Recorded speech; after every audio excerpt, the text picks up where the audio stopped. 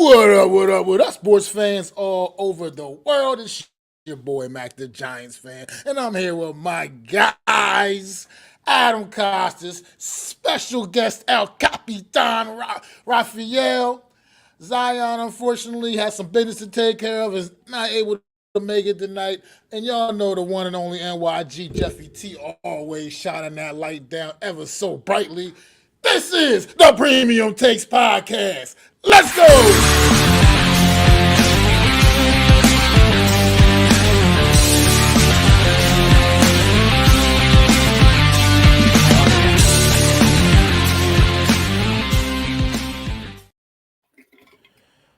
Good evening, everybody. Thanks for tuning in to another edition of the Premium Takes Podcast, man.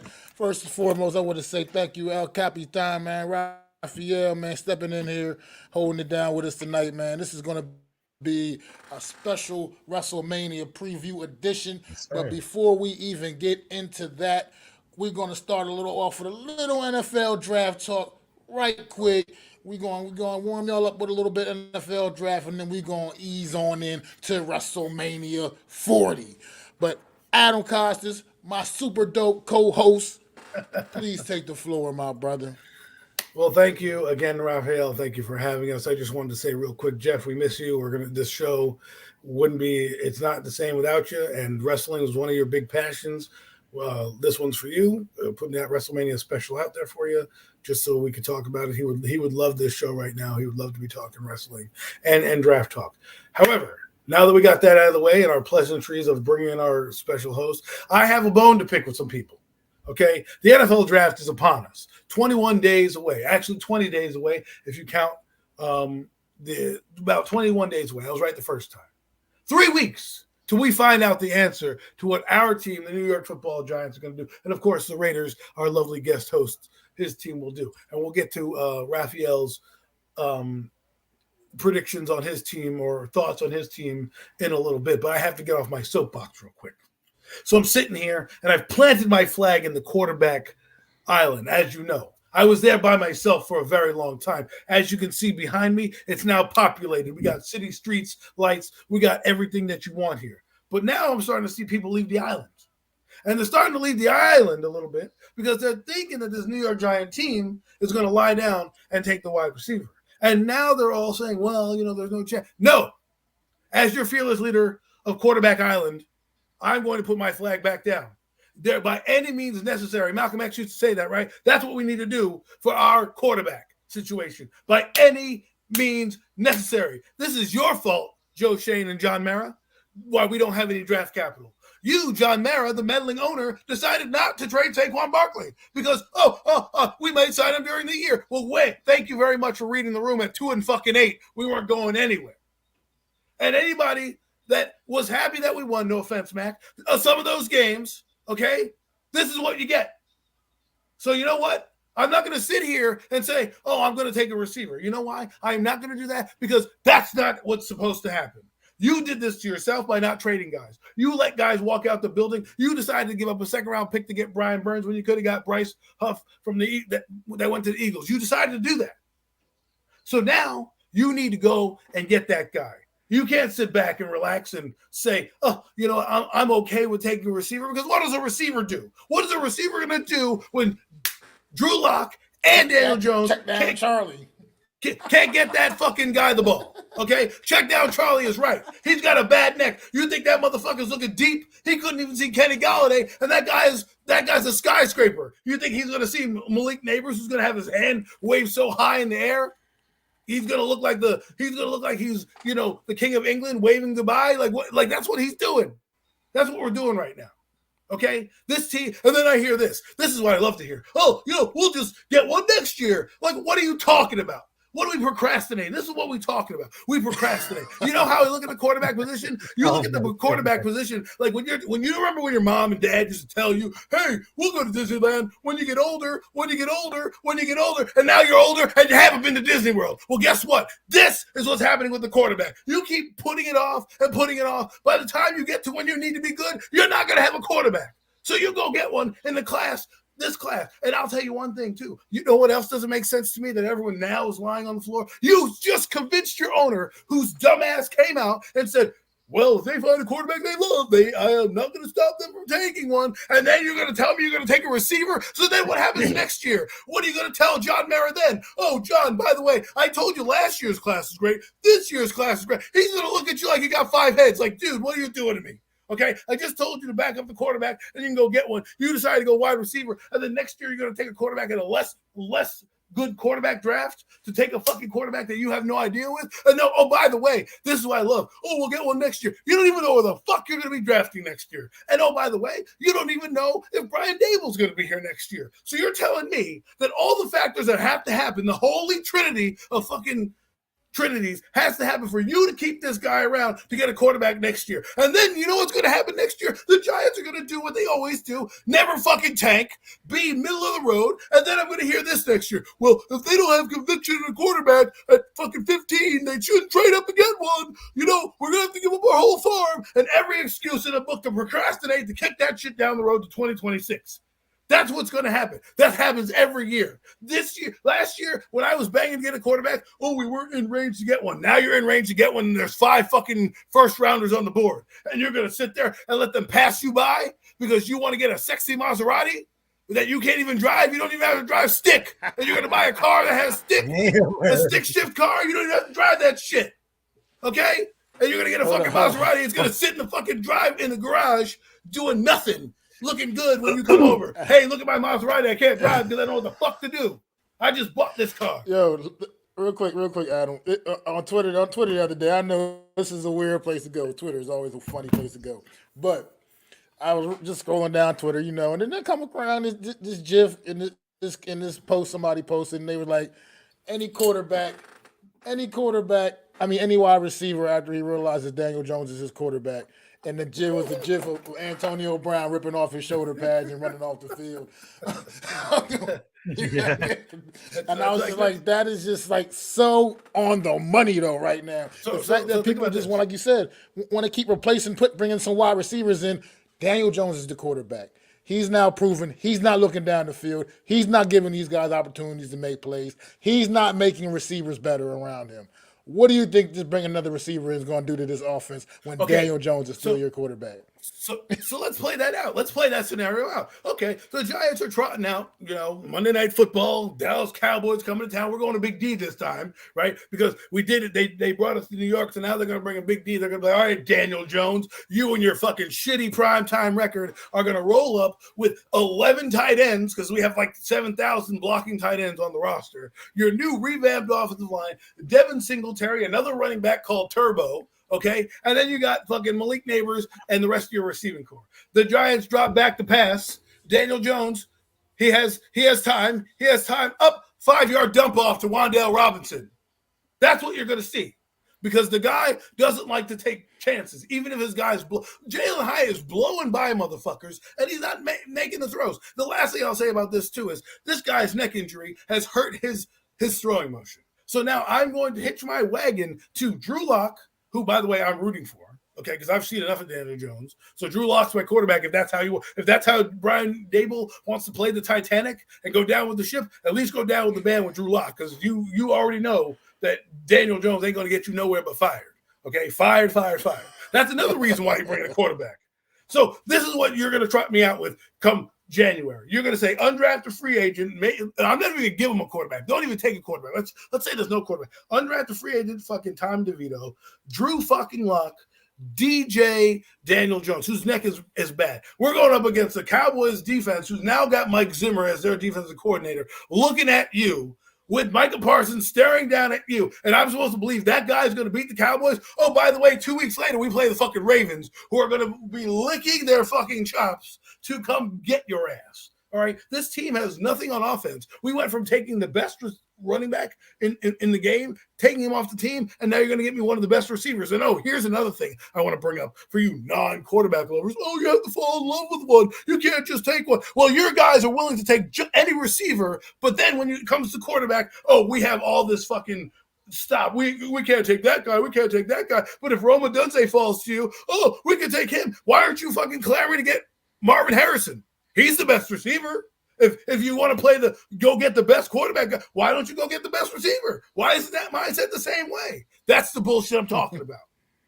And I just thank you for the 10 minutes of letting me rant, but I had to do it. I had to do it. Because you know what? I'm sick and tired of it. I'm sick and tired of them kicking the can down the road and trying to force feed me garbage and telling me it's fucking Ruth Chris Steakhouse. Because it ain't. Okay? It's garbage. That's what it is. You ain't feeding me Ruth Chris. You're feeding me Ruth Crisp. Okay? That shit is shitty. Okay? That's shitty. I might as well eat out of a McDonald's garbage because that's what you're giving me every week. And then how am I supposed to be inspired when I have those two quarterbacks as my number ones? How am I supposed to be inspired? How does that bring hope? Oh, don't worry. We've got Malik Neighbors, though, for the quarterback next year. So now we have a guy that's here for next year. And he ain't even on the roster yet. But don't worry, we got Malik Neighbors, who, by the way, everyone complains about Darius Slayton. Well, what is going to happen when Malik Neighbors has 950 yards and 3 touchdowns? And you're going to be like, well, we drafted a 6th overall. I wonder what's wrong with him. Maybe he wasn't the right receiver. Maybe we should have got Robert Dudson. No, it's because you have a dumb quarterback who can't see the field. You have one guy who can't hit the broadside of a fucking barn, and you're going to sit there and blame something else. You know why Garrett Wilson is not Garrett Wilson that we think he should be after being Rookie of the Year? I wonder why. Could it be because there's a guy named number 2 throwing him the fucking football? And he couldn't throw the ball worth a damn, and we're sitting here wanting to draft a receiver. Haven't we learned? Haven't we learned from the Falcons? What did that get Arthur Smith? Oh, he's on the unemployment line. Good job, Arthur Smith. You draft all the skill position players and no quarterback, and guess what? You're on the unemployment line. Good luck. Well, everybody, Adam, great stuff as always, man. Definitely appreciate you, man. Just take it down a notch for a little bit. Well, pass the mic over here to our special guest, El Capitan. He's a big time Raiders fan, aficionado, and I feel like he has some thoughts on the Raiders and what they need to do in this draft, and I'll give him the floor now. I mean, this is gonna be like really interesting because we're not gonna take our same mistake as we're gonna do like the first draft. I mean, we were just drafted John Marcus Russell. It was like a totally fucking nightmare. And we're not going to send him off for the same mistake like over and again because right now to rebuild like the all defense. And I know that the John McDaniels and Dave Ziegler fiasco was like not that brave experiment that I go because that experiment between Josh McDaniels and Dave Ziegler, it all fails out. It all screwed up. But right now we just got Tom Telesco, which is like a great experience, along with Antonio Pierce, which is like the new head coach. I mean, they could have drafted a lot of things because we still haven't involved like the whole defense. The whole defense. I mean, it's very simple because if they're gonna draft it out of the quarterback, especially at number 13, some persons don't want to see like JJ McCarthy. Someone they wanted Michael Penix Jr., someone they wanted Jaden Daniels, but it's connection of the LCU. I mean, when you have it like a guy sitting behind Gardner Minshew, I mean, obviously, they would be like the starter. When I would have get drafted at the number 13, sitting there the year in the ball, I mean, learn it until they learn the offense. Then Minshew is going to go. Do you have it happen at the 13 under the job so when they come to stadium right there? I mean, if they acquire it, we'll be surprised for them enough for the ending up right now. But if we're going to definitely look at a drafter, like a quarterback, I don't know if it's going to be like the first round thought. But I would love to see like a really talented prospect right now. For example, Terry Arnold, Quinton Mitchell, or Fuaga Fatunua at the first number 13. Then maybe after the last first, second pick of the quarterback. But if Bo Nix is going to be like very available around that time, but they're just hoping about Penix Jr. and Radley Will. It's not very true that they have it like a sitting down with under Minshew to like a year or two to evolve more than a deal. I mean, many teams, they just need a quarterback with some great positions, and they're like us to fall at the number 13. I mean, that couldn't happen because I know that it's very tough with us for the conference right now. It seems like, oh, Michael Penix Jr. is underrated. He has an injury report, but maybe it just doesn't assume it a bit because he doesn't have like the pro level of the NFL like Lamar Jackson or Patrick Mahomes. I know for the injury reports, it's very scary. There's going to be like a risk. But I know he's very standing for the clean pocket. And his right receivers are overmatching. Like, he's very good at destroying for the motion, looks perfect. I know when it comes to the base pressure, that he needs like many ball on the pocket when it gets like really, really ugly. But I think this is gonna be like an evolving over time right now because after we just lost against the Indianapolis Colts, I mean, certainly have we had the time to rebuild the defense. I know we had it at the top of the top because we just had Christian Wilkins, we had Malcolm Coons, we had Max Crosby, Robert Spillane. I mean, what else is gonna happen? And we gotta have to reduce it about with the positions that we got it because right now, not only we just got out for the right receiver, the cornerback, also for the quarterback, also for the running back, because right now Josh Jacobs is not here. But I really right now because there's a lot of talent because they have the best of the class in every positions, including the quarterback. But I think the resistance in Rice right now, I mean, there's gonna be a lot of shocking surprises. And I know the experience from Tom Telesco because he was belong for the Los Angeles Chargers for over like almost more than a decade. But I think it's like the opportunity to make like a stamp look because there's a lot of talented guys we see like in another college football like this, but we had to take care about for the defense, and we're not afraid to take over the dogs right now. Because whatever Antonio Pierce say, screwed up big because we're gonna do it at big. So right now we're just gonna do Christian Wilkins and Gardner Mitchell. That's like the first step. But we need to involve a lot of more on defense, including the cornerback, the special teams, the linebacker, tackle, which is the most important, guard, safety. I mean, that could be like everything could happen. But if we're gonna fit out the defense, whether it's good for the caliber, just do it. Because right now there's a lot of talented players in different positions, including for the college football. I mean, unexpected expected right now. Because if we want to do the rebuild of the defense, let's just start with the defense, which is the most worry about it to be that caliber team. Good stuff, man. Well said, Raphael. Really appreciate it, man. But look, like I said, guys, this is going to be this is a WrestleMania special. The rest of the show, we're pretty much going to start covering the WrestleMania card. Amazing card over the course of the next 2 nights. Over the course of the next 2 nights up in Philadelphia, man, and it's expected to be a very, very spectacle. You know, what I mean, this WrestleMania 40, the biggest WrestleMania of all time, and we're gonna get right into it, man. But one last thing about football, real quick. New York Giants, don't be idiots. Don't make me an idiot. Don't make my Adam an idiot. Do what you got to do. Do the right thing. Get your quarterback in there, man. Get your quarterback. Quarterback classes like this don't come around every year. Look at the guys we got on our roster right now. Daniel Jones, Drew Lock. That's from one quarterback class. That was a terrible year for drafting quarterbacks.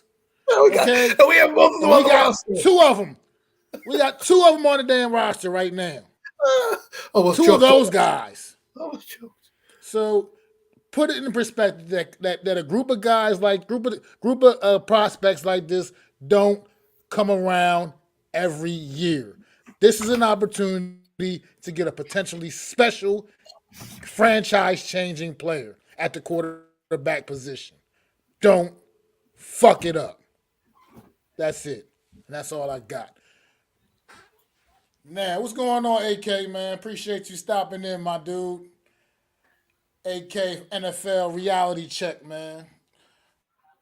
Founder of the Hardcore Sports Network, man.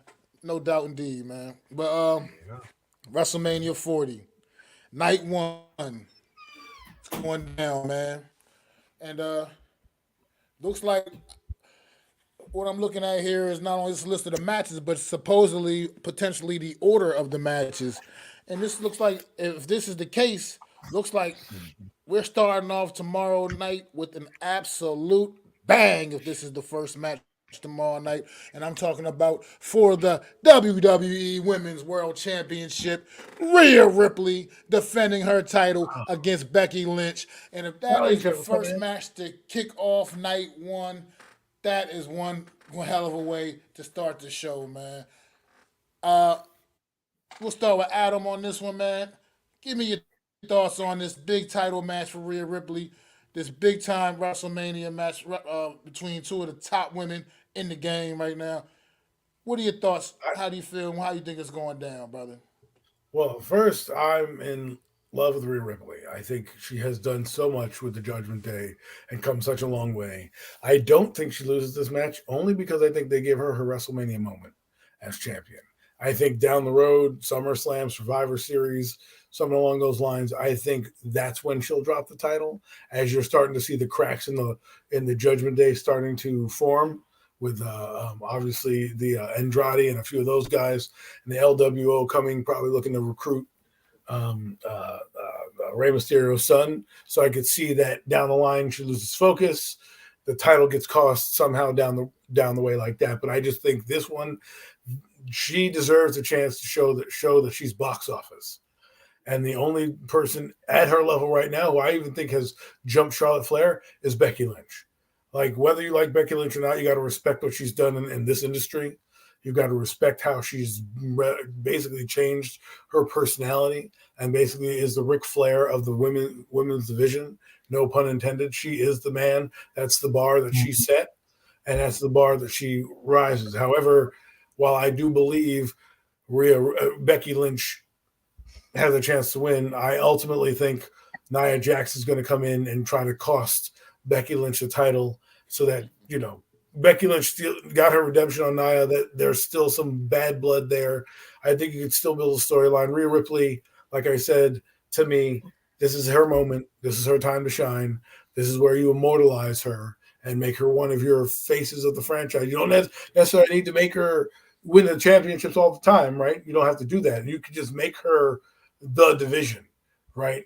And like Bianca Belair was. Bianca Belair, I think her run went too long. I think this run is just right. Give her WrestleMania, and then tables, ladders, and chairs, Extreme Rules. If that's where you wanted to drop the strap then. But that's where I'm going. I don't know about you guys. Raphael, I'd love to hear your thoughts. Mac, I'd love to hear your thoughts. Yeah, I think for the case of Rhea Ripley versus Becky Lynch, I mean, Rhea Ripley was the biggest deal so far. I mean, it really fits at all because I know that I understand that they're gonna be like challenge at the WrestleMania, one of the biggest events. I mean, was very instrumental in moving up for the women's division to be like at about for the wrestling, but it was like at a very compromised with ability and dedication, but the physique and thanks to her, now we have a roster full of women who looks like real fighters. I mean, if Rhea doesn't have like a much competition during the reign, consider like it is return right now, but I Right. think that it just fell outside because I feel like the Becky was like very like luster in the mic with now, but personally because it's just more on like a underdog the little gene. But I think it's very like very appropriate because I feel like there's like a two potential women's out of the brain right now. I mean, this is gonna happen because the last year she made like a great move at WrestleMania in Los Angeles, and it became like one of the biggest spotlight.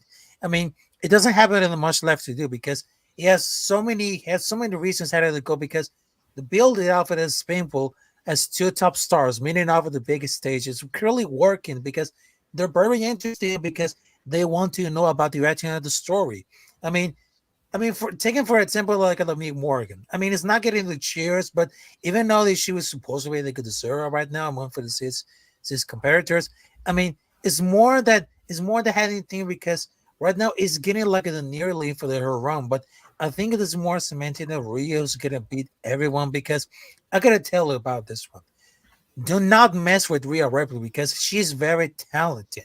And I know this is gonna be like the biggest spotlight, and she brought a lot of great stuff to this. She brought like intensity, aggression. I mean, this is gonna be like a really excited to fun to the watch. I mean, two powerful women at the ring. That could be like really good happening at the WrestleMania. But I will give it like a very props to Rhea Ripley to win that title and retain. And let's see what happened into the moment at the WrestleMania. Good stuff, fellas. Look, Rhea Ripley, I think is definitely going to walk out of Philadelphia still the women's WWE Women's Champion. I think we're going to get there. And I don't know. I feel like This is a they're going passing to of the get. It's torch going to be match. some strange ongoings in this match, though. I don't think it's going to be as just cut and dry as we're going to get straight up one on one Rhea Ripley Becky Lynch. I think Is you there no get that for most disqualification? of the match. No, Is it a it's regular not at all. match? But I think it's a regular match. But I think you'll get. I think what's going to happen is I think, and people have kind of seem to forget about She this needs a a little street bit. fight, though. People have seemed to forget about it a little bit. There was a couple other women a little bit involved in this storyline. You know what I mean throughout this build, and neither one of these women have a damn thing to do on WrestleMania on either night as of right now, as far as anybody knows. And I think somehow we're going to see Nia Jax and Liv Morgan have some form of an effect on this match, which is going to lead to something bigger At going SummerSlam. forward to like WrestleMania Backlash or something, whatever the next pay per view is. Oh You yeah, see yeah, yeah. something to build towards that. If it's a fatal four way, something to that effect. I just feel like somehow This Nia will be a Jax and good Liv fucking Morgan WrestleMania. are going to have some kind of an effect on this match. I don't know.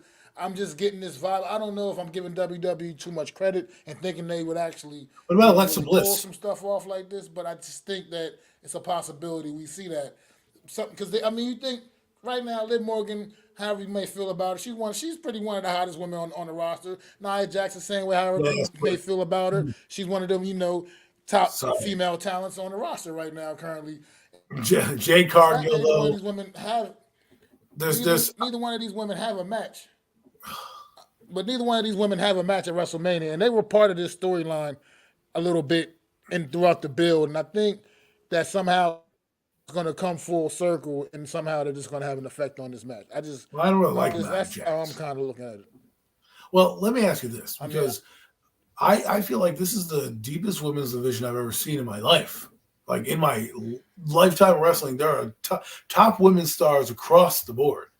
I mean, if you like, I grew up with Trish Stratus and Lita. Those are my kind of attitude women, where those women did whatever they needed to do to win and help their team out.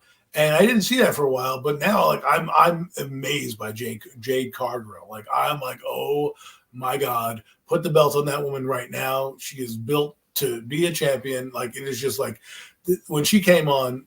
I don't really want to steal a segment, but what I'm saying is like you got Bailey, you got title, you got so many women that it's almost becoming like they're gonna have to make an intercontinental title at some point for the women because you're gonna have to feature more and more. I mean, because the men right now, I feel like the men are at a plateau. You either need to bring back like The Rock, or you need to start to push guys like Cody Rhodes and LA Knight and this. Otherwise, you're gonna be stagnant, and the women are gonna surpass you. They may not be as a draw, but let's be honest, Joe. Rhea Ripley's starting to become box office.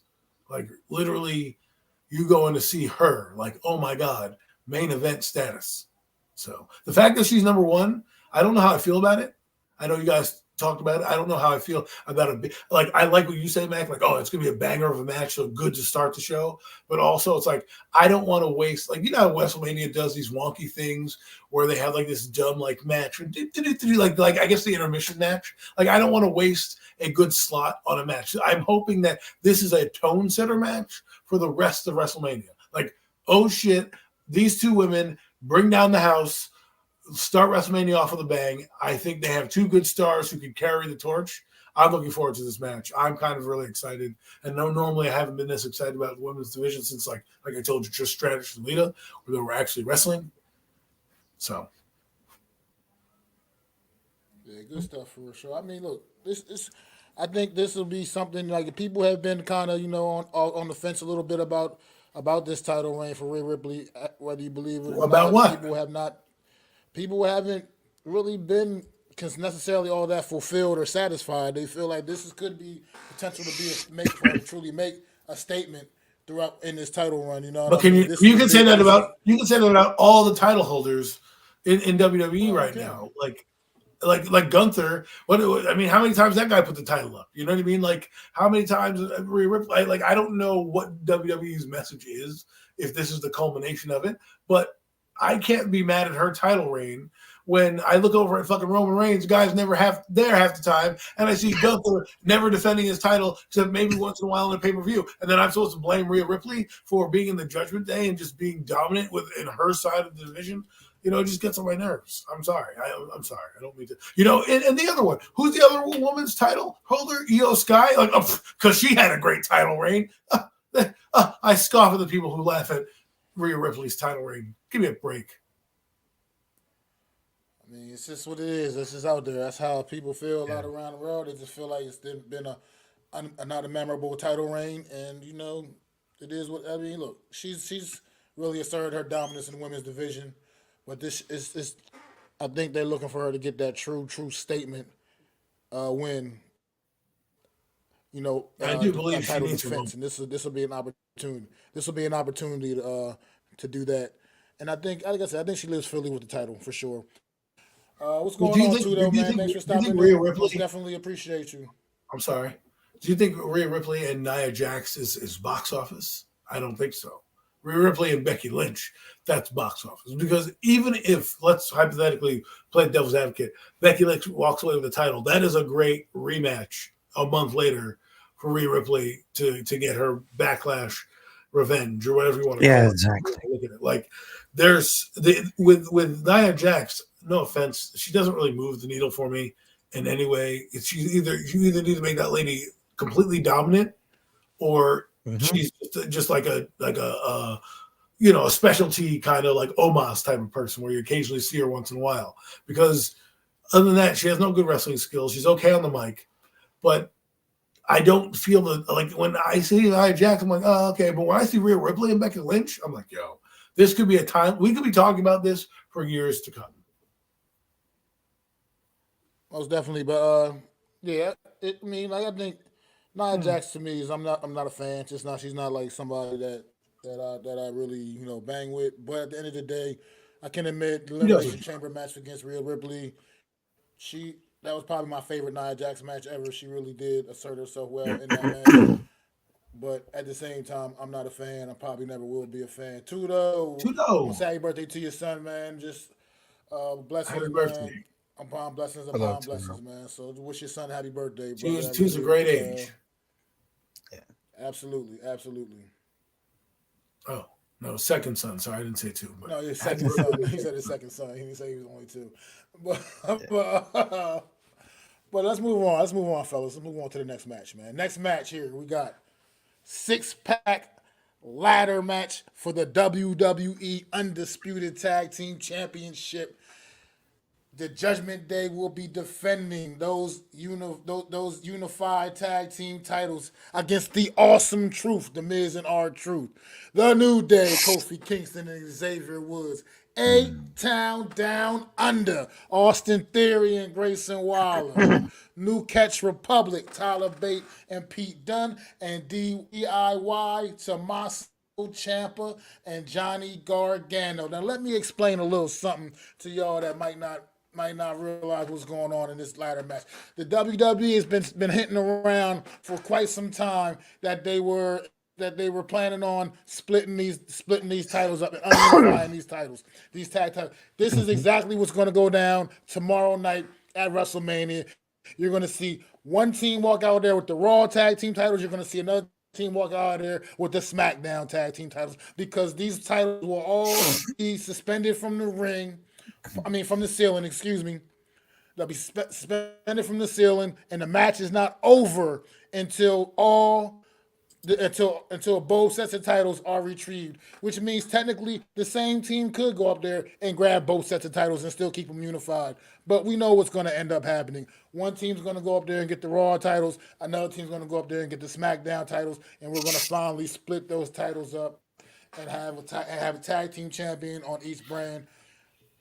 I'll start with Raphael That, this time. Raphael, let me know how you feeling about this 6-pack ladder match, man, for the tag I team mean, for titles. the 6-pack, I mean, this had a lot of potential on it because I wonder why it was gonna play it out because there was like a two teams would have been split and it was gonna be like a very gold, but I think that the Awesome Truth has a very potential to win for the second time. I mean, that could have happened because there's like a great night to be absolutely everything. I mean, there's gonna be like a lot of tension for the Judgment Day, but I think that it's gonna happen like this one, but I think they may be like at a second winner, but they get with at least one title to feels like big possibility. And the Judgment Day's win is gonna be like a very too long, very like a very slappy and Priest they need just to free it up for the cashing in. That would be like a good payoff. And don't be surprised that Priest is gonna happen to free it up for the cashing in at the bank. Because remember when Sam Rollins came out for the cashing in at the bank WrestleMania 2015. Now this is gonna be like the scene like the deja vu, but it could be like a good payoff to the truth and stuff early that year. But it maybe had the good powerful, but I think that it's gonna be like surprisingly because all this is full card for the both nights. I mean, it's gonna be like a really stack. The fact that Pretty Deadly isn't that match is very a crime, but I would say that if the Awesome Truth wins one set of titles and A-Town Down Unders winning the other set, I mean, it could have happened because if they're gonna split it up with those titles for the Raw and SmackDown, it could be like a possibility to get in it. Absolutely. Well, Adam, thoughts? Mac, you brought something up that was good. I didn't think about the unification of Split like that. I didn't think of that. So this leads me to believe that when I look at the match again, who do I like right now? Right, we love the Awesome Truth, right? That has a ring to it. I do think they held the tag titles back in the day when they were there. I think they had a small run, so it would be fun for them to hold the titles. Then you look at Kofi Kingston and them and those guys. You're like, wow, you know. And it's funny that they have a ladder match because I always think of Edge, the Hardy Boys, and the Dudley Boys, where it was a 3-man, tag teams. This is a 6-man tag team. So, this is going to be – I'm hoping to see some great spots. Kofi Kingston, Xavier Woods. I think they might take the titles only because – and the only reason I say this is because WWE likes to – when they like to do something like a split, they want to put marquee names on there, right? They want to give one team who's like the newcomers, like a DIY, the Raw titles, right?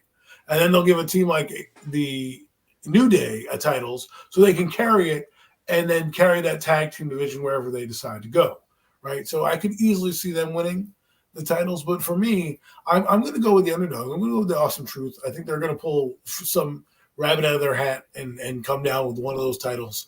And I'm going to say that this is Judgment Day come down with the other titles. And the reason I say that is because I think these two are very hot, Finn Balor and Damon Priest. And I think they still will hold something because you can still keep that angle going.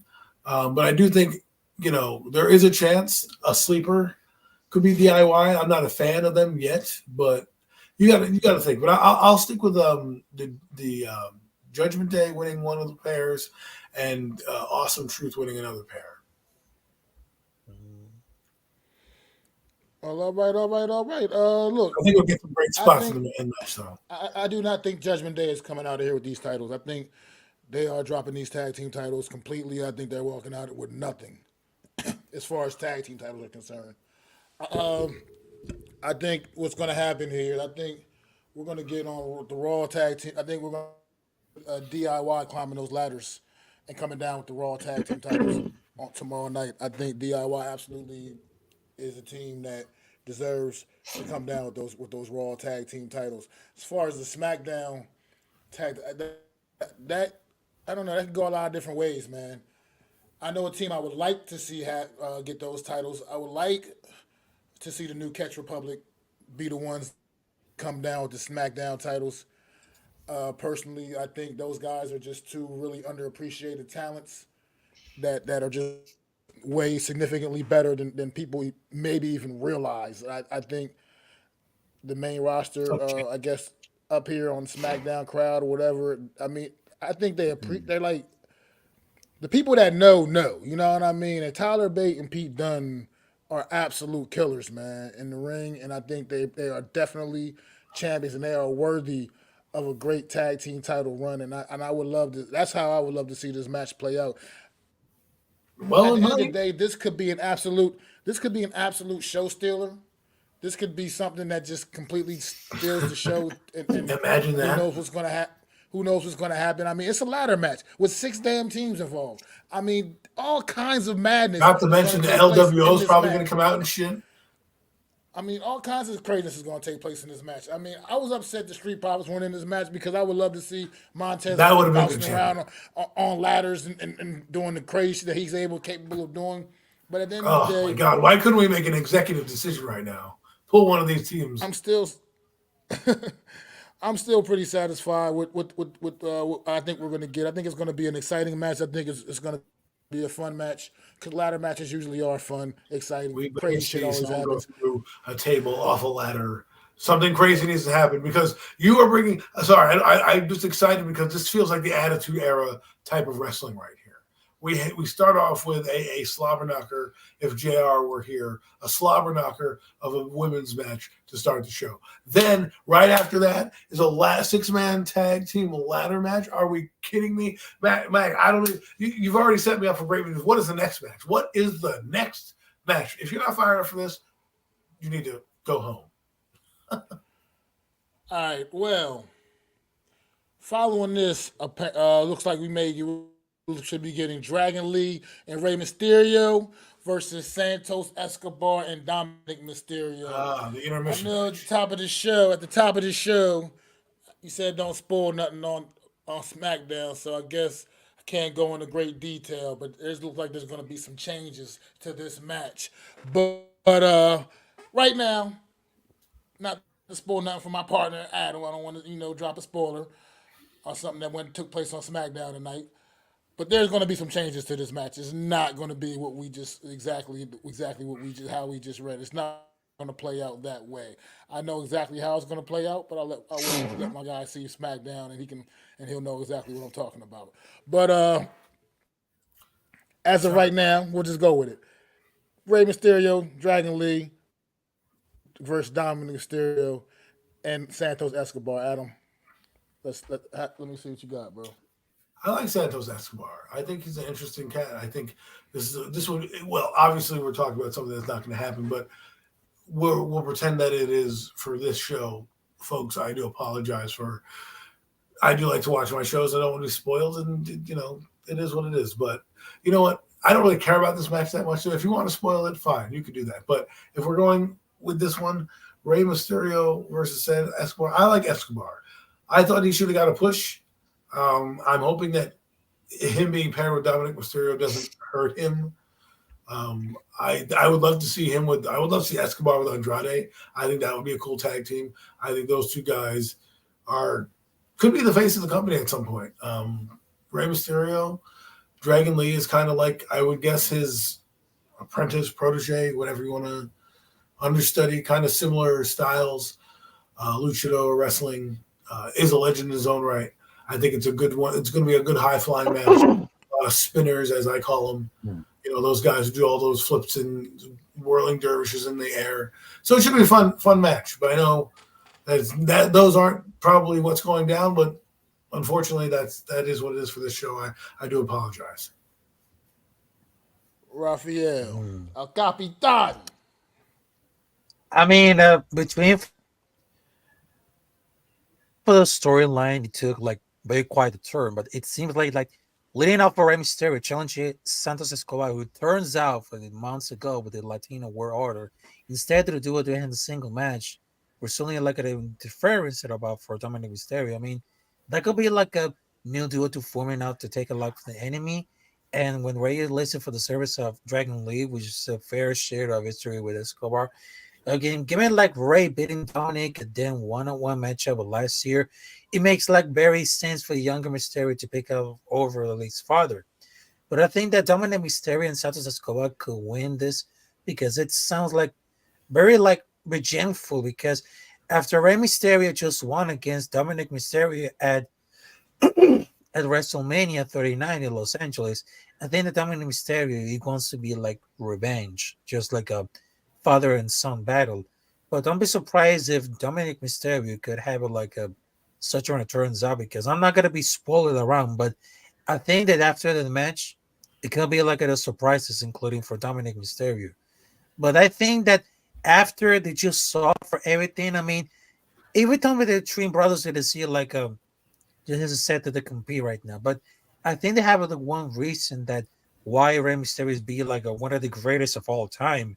But I think that the time is gonna be like the passing on for like a passing the torch right now. But I think that Dominic Mysterio we have like all the recourse to get like an interference match against for Santos Escobar and and also all those for things right now. But I think that Dominic Mysterio could win at this because that's part of the revenge. It's cut out for the plan. Well, all right. This match here, I mean, it could really go either way. I mean, multiple guys in this match could definitely use a big WrestleMania moment. Obviously, like you said, Dominic Santos could definitely use those big WrestleMania moments. Rey Mysterio's had he's had WrestleMania moments. You know, obviously he's a Hall of Famer for a reason. But I still feel like just based off of the build and the way things have gone down, the way this thing everything's been built up for this match, I just I see Rey Mysterio having yet another moment here, man, at the expense of his son, at the expense of Santos Escobar. I believe that Rey Mysterio walks out of here a winner at Philadelphia on Saturday. So and I'm just my gut is telling me that. I don't know exactly. I just the way things played out on SmackDown tonight. I think that's a lot to go through for him to go in there tomorrow night and lose.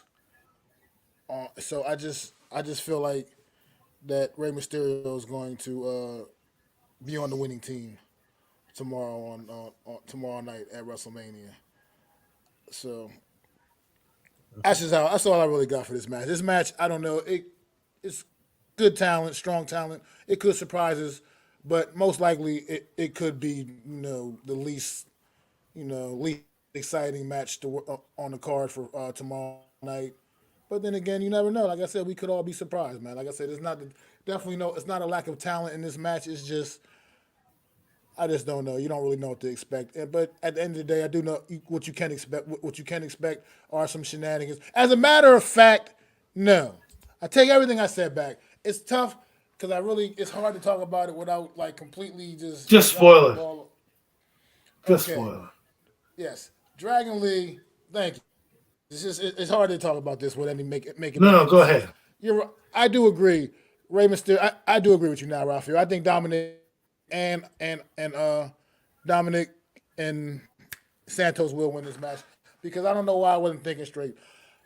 Because Carlito is going to absolutely cost them the match. He is going to come down, and that's going to be the next shocker. That's going to be the next bomb that's dropped. Is the Carlito is the one who attacked Dragon Lee on SmackDown tonight and injured Dragon Lee and putting him out of the match. Now Andrade also turned on Dominic Mysterio and them tonight, beat them the hell down, and he will be partnering with Rey Mysterio tomorrow at WrestleMania. It'll be Rey and Andrade taking on uh, taking on Santos and Dominic tomorrow at WrestleMania. And I think Carlito is ultimately going to be the guy that comes out and ruins that, and ruins that match for Rey and Andrade, and ultimately costing them and Santos Escobar and Dominic go on and get the victory. Thank you.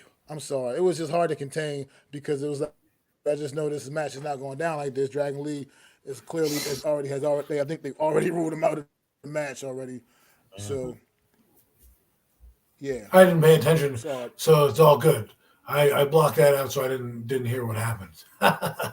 So it didn't spoil it for me. But yes, anyways, that's what should happen, right? They need to dead this storyline. It's kind of And not now building up. yes, and now we can move on. We'll move on to the next match. I don't know. This might not be the right order for the matches because I wouldn't put this match next. But next match, according to this page I'm looking at, Jay Uso versus Jimmy Uso, brother versus brother, in an absolute supreme grudge match. This could go either way. Once again, these two, man, we knew this was building up. We knew this was what we were leading up to this happening, going down.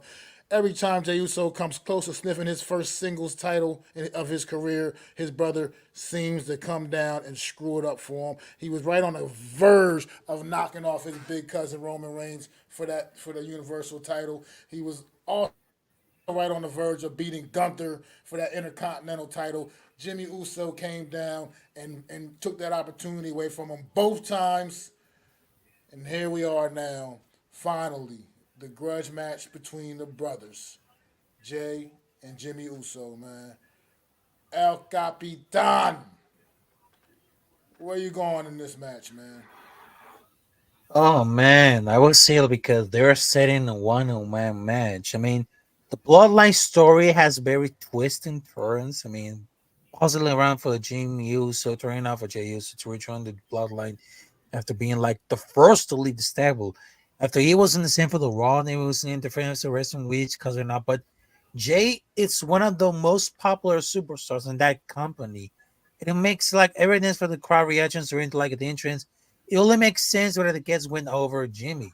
I mean, it could happen like this one because we just see like what are the first times that we see like a both wrestlers, both brothers came in between, and I think this is gonna be like a reality show right now. But it doesn't seem like they have it like so potential on this ring right now. But it seems that it could be like the end of the situation right now, but I don't think it's gonna be like the really the end. But when it comes to everything could happen because Jey Uso versus Jimmy Uso, I mean, it's not gonna be like an easy call. Give it like one hand, give it like Jay the Mania moment that feels more logical.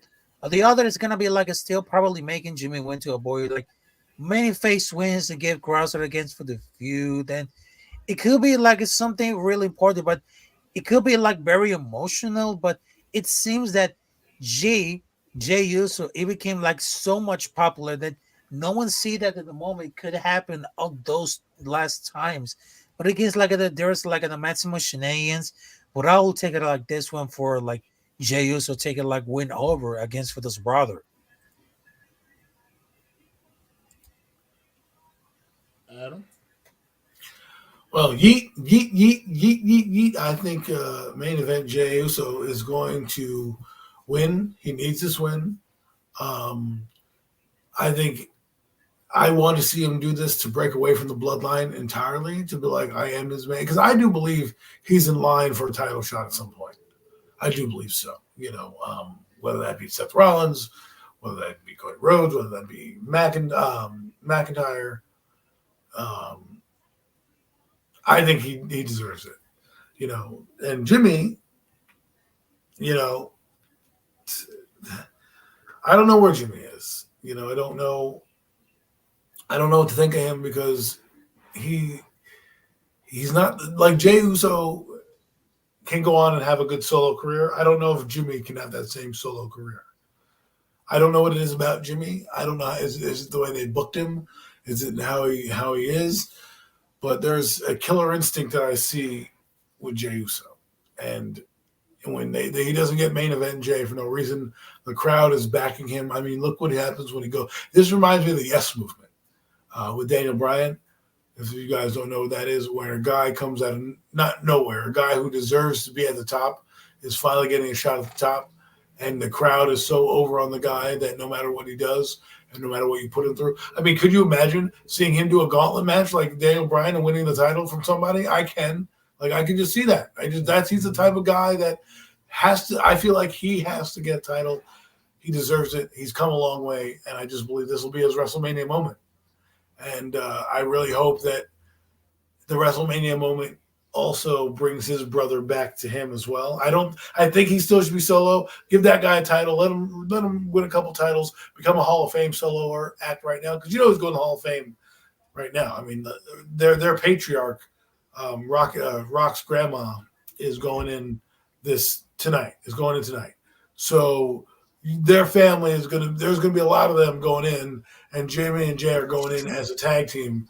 But I would like to see him, get a solo career, and kind of be like Jeff Hardy, to his Matt Hardy.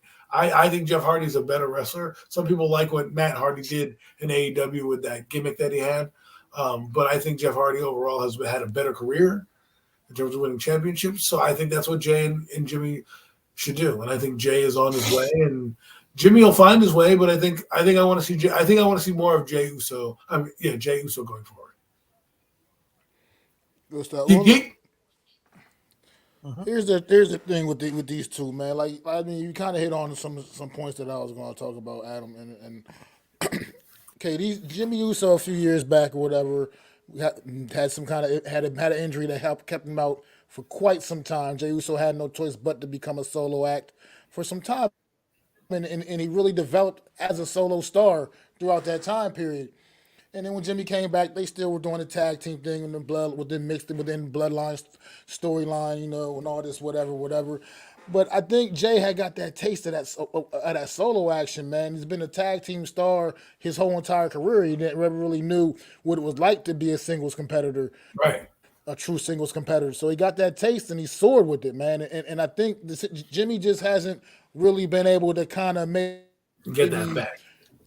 get that momentum the way his brother was able to, So Jay is a legit single star, whereas Which is Jimmy funny is because kind of Jimmy was going to take that spotlight until he got injured. Like Jimmy was on that trajectory where they were trying to push him to be kind of a singles guy, and they got injured. I think most people did see Jimmy Uso probably as maybe the better Uso earlier on, and when they were just strictly a tag team.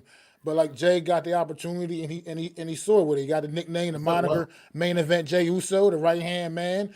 All the good stuff that comes. I mean, and it's just he's just able to. He has the crowd embraces him in a way that they just don't with his brother Jimmy. Who, I mean, obviously is playing that heel role right now and still very much entrenched with the bloodline. But it's just, I think right now that Jey Uso has way too much heat, and I just can't see a scenario in which he doesn't come out of here with a W. I mean, Jimmy Uso has cost Jay titles at this point now. He's cost his brother titles. So I just don't envision a scenario in which he comes out of here not a winner tonight, tomorrow night in Philly. So I got Jey Uso for sure. Yeet! Next up, man, here we go. Got Bianca Belair, Jade Cargill, and Naomi taking on Asuka, Dakota Kai, and Kairi Sane of Damage Control in a 6-woman tag team match. I knew that was happening. Jade Cargill debuting, making her WrestleMania debut, teaming up with two very strong women in Bianca Belair and Naomi. Man, this match has potential to be another sneaky surprise, a really sneaky surprise, great match. I think another potential showstopper. Man, this match is gonna, I think, can bring the house down. Jade Cargill looks like she has refined her skills big time from when she was in AEW. They kind of moved her along slowly and didn't just come out and rush her into the ring right away over here in WWE. And it looks like she's really been putting that work in. Jade Cargill is an absolute specimen, and she really wants to be great. I think this is a great opportunity for her right now on this stage is to share the ring with Bianca Belair, Naomi, and the Ladies of Damage Control is a the story was coming for her. Mm-hmm. So Adam, man, you give me your thoughts on this one, brother. Oh my God, Jade Cargill, man! When I saw her in AEW, I was like, "Oh my God, the WWE is never going to get her." And now she's walking through the gates and taking the mantle where she rightfully belongs on the marquee of WrestleMania. And she's kind of pushed aside Naomi, pushed aside Bianca, and now is the head of the table, as we like to say. And I think this is a good kind of squash match to get her kind of in ring shape, so to speak, on the main event, because she is a main event box office star. I wouldn't be surprised at some point we see her in the title picture fairly quickly as she rises up the ranks. But this is one of those matches where you can really build her mystique. And it's really one of those matches where they're going to feature Cargill. She came out with gangbusters at Royal Rumble, where she threw Nia Jax over the top rope, basically over her shoulder, which if you didn't find that impressive, you should just go home right now, because that was one of the most craziest things I've ever seen somebody do, especially a female do in the ring. And I was like, this girl is great. She's box office. So, but I'm interested. I like Asuka and Kairi Sane and what they do. I think they're decent. They would be a good tag team if they featured them more. The problem is they don't have much mic skills, and they are very niche in what they do. And that is they're very high flying. They do a lot of they whip around the ring. So they're legendary people in Asuka. A very good technical wrestler. I think she needs to be back in the title picture as well, Asuka herself. Dakota Sky, I think, has fallen off. She was injured most of her time in damage control, so this will be a shot at her to try to show her skills. That she does have a little bit of skills. She was in NXT for a reason. Obviously, she was with the damage control for a reason. But like I said before, she was injured, so she couldn't really do much. So I'm thinking I know Jade Cargill and Bianca Belair and Naomi are walking away with a win. I think Naomi and Bianca Belair are going to team up to be a tag team at some point, and I think Jade Cargill is going to just start to be well. Many people may not like this girl, but she goes by the CEO in AEW. Jade Cargill is going to be like the boss, except better version. She's going to have that presence about her where she's going to be the star, head turner, and this is kind of giving her early WrestleMania moment to win over the crowd. Jade Cargill and Naomi and Bianca Belair will beat those three.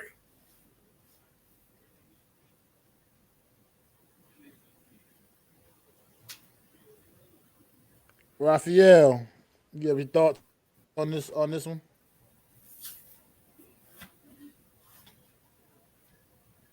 All right, Raphael must have stepped away All right, so from I the just came back. challenge. So I just wanted to realize that Naomi and of course the Deceiver, the more that happened because those talents they just need to stand up for themselves.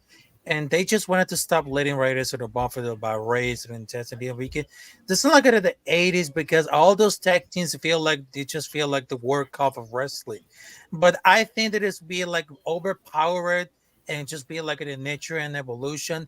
But I think that Jay Carter he makes like a great point about for the WrestleMania because he better show up as the leader because Jay hasn't been very nearly at that level. But we'll be with the same team because they're like a very overpowered. Because if they need to something about for the talent, I mean, it only suits the character and the whole when they carry the STD because it's been doing well at the early NXT teams. But I love how prominent Superstar on the main roster is one of the two factions in that moment.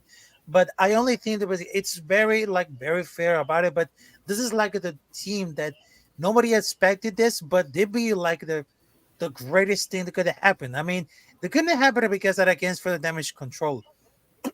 But I think that it's gonna be like the survey like the center because I should be like at the help at the final piece before turning off for Bailey. But I think that we should like at the final because before they should gonna play like at the star, and I don't want it to like at the promos to beat out for the Bailey for the belt after she can continue and have the promos with Naomi, Mitch and Selena at last. But instead of being like at the faces, she could have it to roll that Bianca had to feel with damage control, who's very like experienced workers go back and forward to Bailey for a few months. But she doesn't have a very wins right now. But I think it's in a very like after Mania to take a like full schedule. But I think that between Jay Cargill, Naomi, and of course Bianca Belair will take the storm by the war right now. And Jay Cargill, he made like a great surprise right here from being part of the ANEW to take it up for the next level at the WWE. So this is going to be like a big splash for her this career. Great stuff, Raphael. Yeah, I just think right now this is this moment, man. In this moment, Jay Cargill is getting ready to get shot straight to the moon. But now that she is has arrived, SmackDown, she has now arrived. EO Sky, you're now put on notice. I think WWE has plans to shoot Jay Cargill straight to the moon, and that starts with this match tomorrow evening on and WrestleMania one in Philly. I think her, Naomi, and Bianca Belair absolutely come out on top in this match. Absolutely no slight against Damage Control. Asuka is one of the most respected women in this industry, and she's a definitely a formidable opponent for anyone. And Kyrie Sane as well. I mean, Kyrie Sane is also known all over the world as one of the top women performers in the world. And Dakota Kai has been injured a lot lately.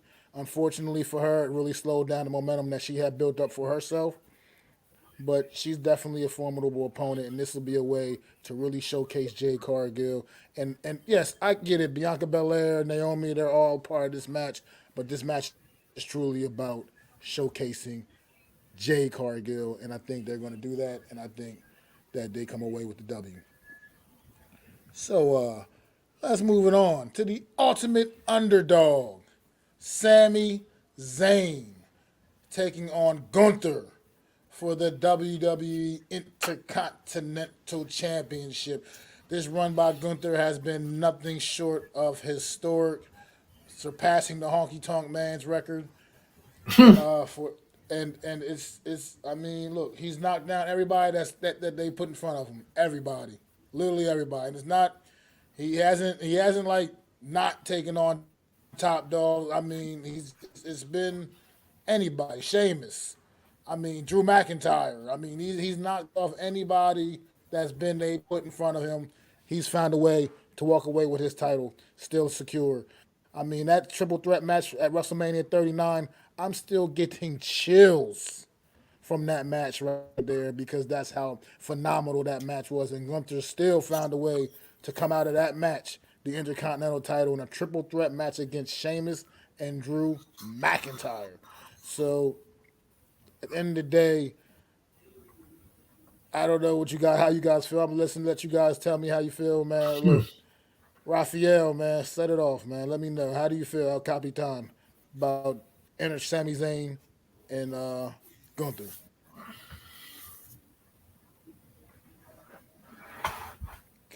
I guess Raphael stepped away. Adam, how do you feel about Sami Zayn and Gunther?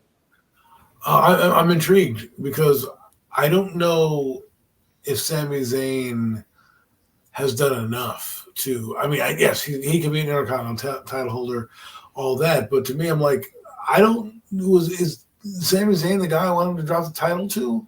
Like Gunther right now has put the Intercontinental title back on the map, and his next step after this, whenever that title is dropped, is a championship match between whatever top champion he wants. He deserves that.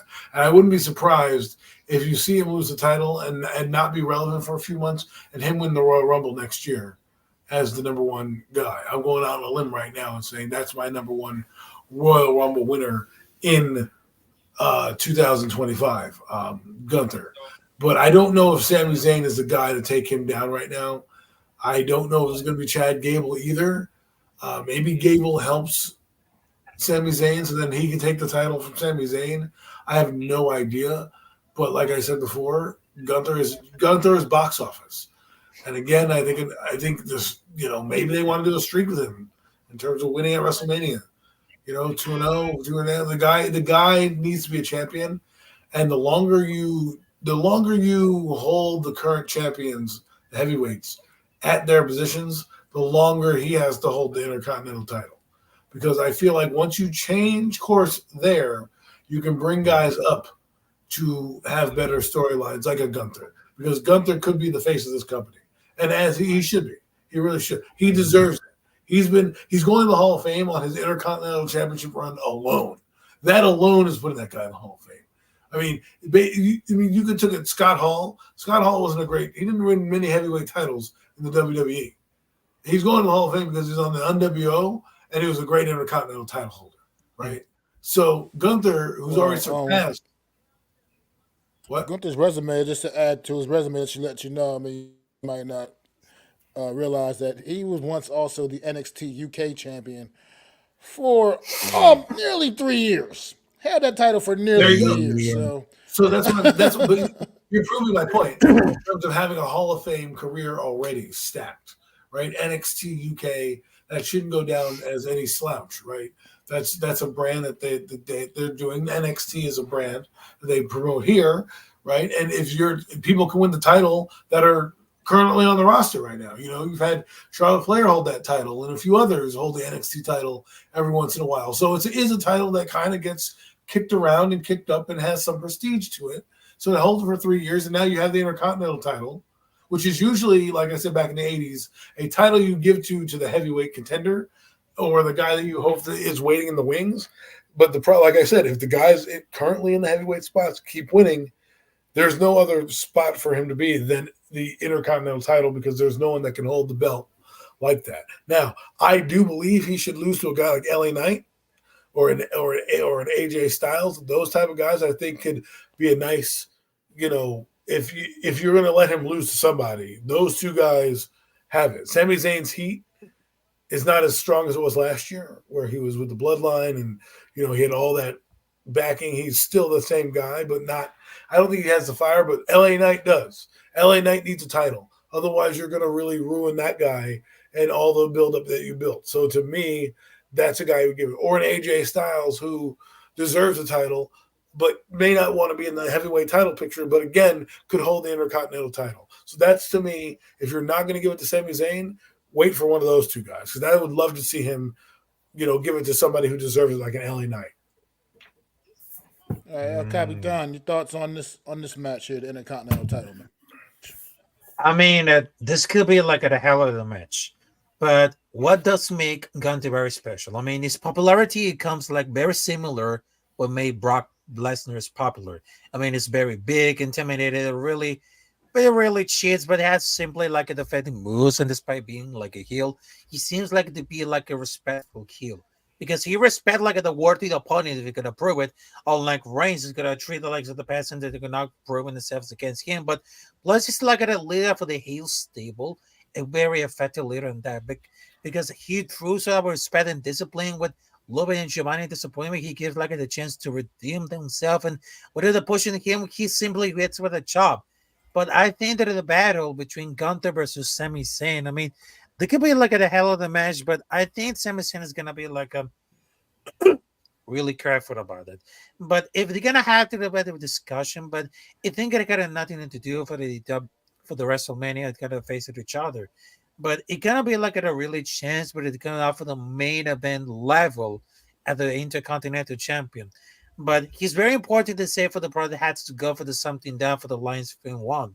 I mean, it's really likely how to go for Gunther versus Sami Zayn, but I hope it'll get like the one win that about that year. But it makes like the very same. But I'm very confident that Gunther and Reigns gonna continue past Mania because they're gonna put it like the Gable the last part because ultimately it's still plans and now they're being like eventually destroy him, but they don't want to see like Gunther and Roman losing at the same time. But it makes any sense where the Gable looks sus. But I think they're just like we have like two record-setting monster heel title runs on the go. It would be like a shame for our be showered if the other both at the end at the same time. And if they're gonna have to go for the loser early summer before they can move on without Sami winning to win, I mean, that will make it no sense at all. But I think the Sami Zayn could be like a really careful and it got to the ability now for anything because I mean it's not gonna be like a very awful for the decision, but you have to be careful of Gunter because I know he's very intimidated. He has a long reign as an Intercontinental Championship. Who could have been like the Gunter? He's unbeatable. But if Sami Zayn could have been like the Gunter, it's nearly impossible.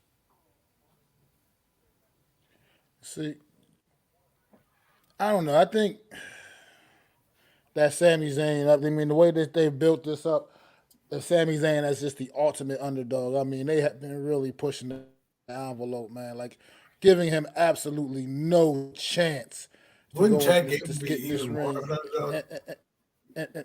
and beat who? Chad Gable. Yeah. Oh, Chad Gable and Gunther had one hell of an Intercontinental title match a few months back, man.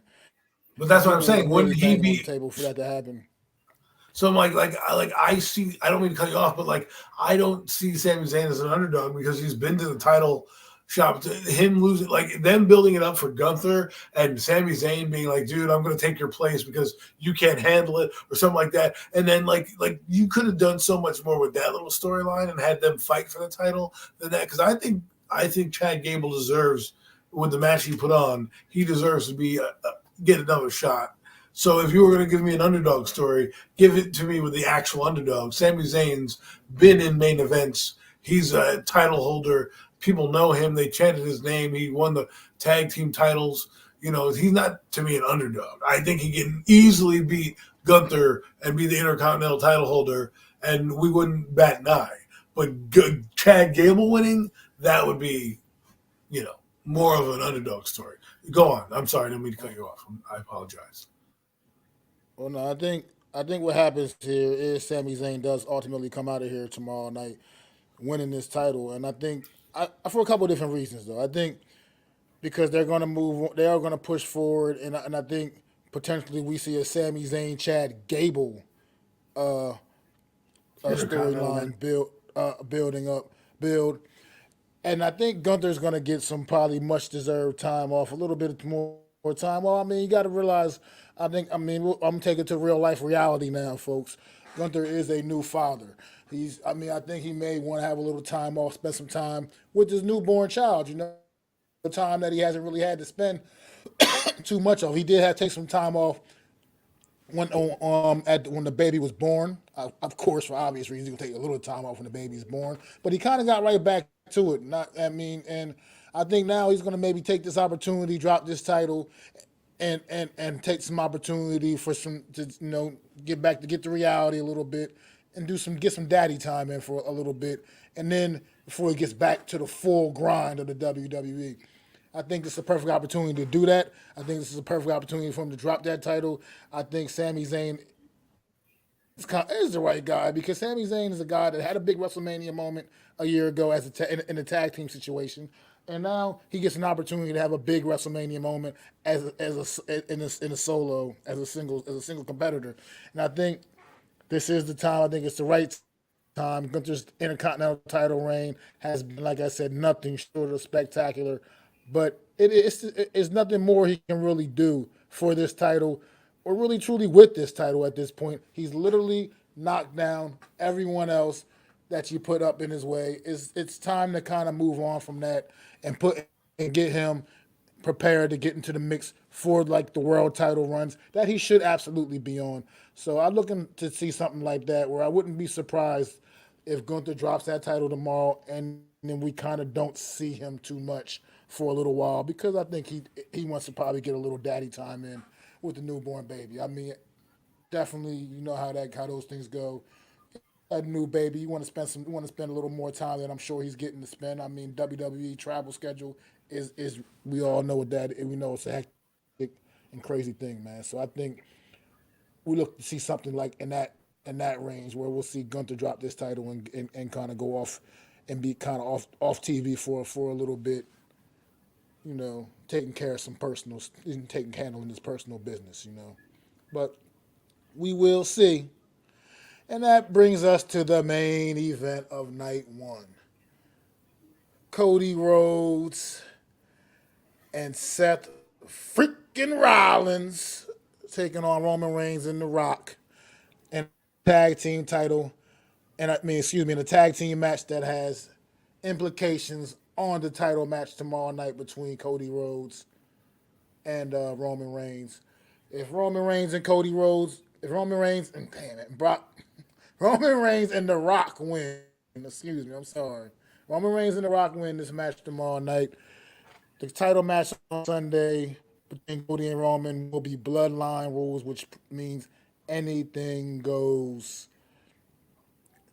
However, if Cody and Seth win, then that means the bloodline is completely banned from the ring during the Cody and Roman match. El Capitan, get your thoughts on the night one main event. Oh man, for the night one event between Seth Rollins versus, well, Roman Reigns, The Rock, along with this one. I mean, that could be like, because remember the last year, it makes sense. Now Cody just came back. He won the Royal Rumble by eliminating number one with a low blow because he never been a little bit knocked out of his feet and still over this one. But since then, Cody has had his arm broke by Brock, being assaulted. He won the tag titles. He just attended the press conference. He lost the tag titles, but now he's like a complete superstar with a full story because he paid all his dues. I mean, he's fully integrated himself with the WWE world, and now he's ready to get in a win. But the only thing is gonna be like, if they're gonna lose it about this title, because if they wanted to see like another year for Roman Reigns title matches, I don't think there's gonna be like a reality for big events. But if I can be heavy, because to be fair, because right now they're willing to throw logic and context completely out of the window with the logistics now for Roman Rocket again to flip flop for the best way. But I just really because if it could be like a loss, we'd be like an all-time bad booking decision. It was just like last year. if we ever do like a huge enough for the WrestleMania, big enough for The Rock to do it, I mean, what is it gonna have to left to the storyline? Because there's no viable reason to keep that going. I know there are some parts that the Bloodline stories was very good end. I mean, remember when Eric Bischoff thought the same way about for the New Order War. I mean, I've been saying that because they're more like very confident that Cody will find to stay over because on the other hand, Roman has the last worst years with a reign. The part of the idea there was no key to this matches because the results never the contention anymore. I mean, the film was very dumb, but it started like at 2 months after Mania, which is like the last year. And being like at a month has been nothing interesting since because now they're gonna there's a Rock feud and waiting for another year to head in that back and won't like it a test from the beginning because it be really like once in a lifetime. Because remember at the last year, because right now this seems like Cody Rhodes just lost the titles against Roman Reigns. It feels like a really deja vu when The Rock just won against John Cena, and then John Cena just went against The Rock. It makes like a very deja vu because if they want to pull the trigger of this time around with the title as a face, with having it work some way, but it comes to Cole Lander. I mean, it is like the perfect time for like the face turn. I mean, the only thing that The Rock couldn't do, like basically, they're gonna face the Undertaker for the undisputed title. Every week it gets taken advantage about for the board position, but it's gonna be like if because if he's gonna break the record of Bruno's, if he's gonna win, he'll be like the Rick Rock in the future. I mean, that only lives there because there's like the more layers about the history because that's because right now the story is very emotional right now. They just feel like married since right now. But I think there's more like the arguments are about the scene for the fans about the titles and the reign because it's not the reason because it's very good to end. But the considerably the story peaked at the last summer with the bloodline and Civil War, but it's already run out of gas because I would think it skip story for another couple of years. But I think it is a storyline for the couple of years. It's very like a very likable, but I think that Cody Rhodes needs like a redemption match because I really thought that after all this scene for the WrestleMania, Cody Rhodes needs like a redemption match if he's gonna earn it. Thank you, Raphael. Adam, thoughts on the night Well, one main I, event? I thought that Rollins and Cody were going to win. I thought so. But then I thought to myself, that wouldn't be what WWE would want because that would be too easy. That would be too easy. Give him the title clean. That's not what Roman Reigns' bag of tricks is. And The Rock came back and he's calling himself the final boss. And we were supposed to get Roman versus Rock. We haven't. That's still in the back of my mind. So while I do believe they win and it becomes bloodline rules, I will tell you my twist towards the title match for tomorrow's title. So I think bloodline rules will happen only because part of me believes if they do, well, I'll let you know. I'm just going to put it to you this way: bloodline rules, and then I'll explain to you my reasonings why I thought bloodline rules when we get into the main event on Sunday. Yeah, yeah, I see it just like that, Adam. I don't really see a scenario in which Cody and Seth win this match because it wouldn't it just would be more it would be anticlimactic for the and if you want to really tell this story, then Cody's got to overcome Everything. all the Almost like Daniel odds. Bryan. Remember Daniel Bryan So when he won his title? absolutely, absolutely. Think about it So like that. I just feel like that's automatically a slam dunk, letting you know that The Rock, Roman Reigns are going to win this match tomorrow night in the main event because you gotta have the deck stacked as much as possible against Cody Rhodes because it just the story just wouldn't had that same, whatever, panache. So whatever the word could be for that. But so you just need this all to happen. You need every him to have to overcome How are you going to Solo end Sikoa, Jimmy Uso, The Rock, you right? Roman End Reigns, of all together. WrestleMania 40? Come on.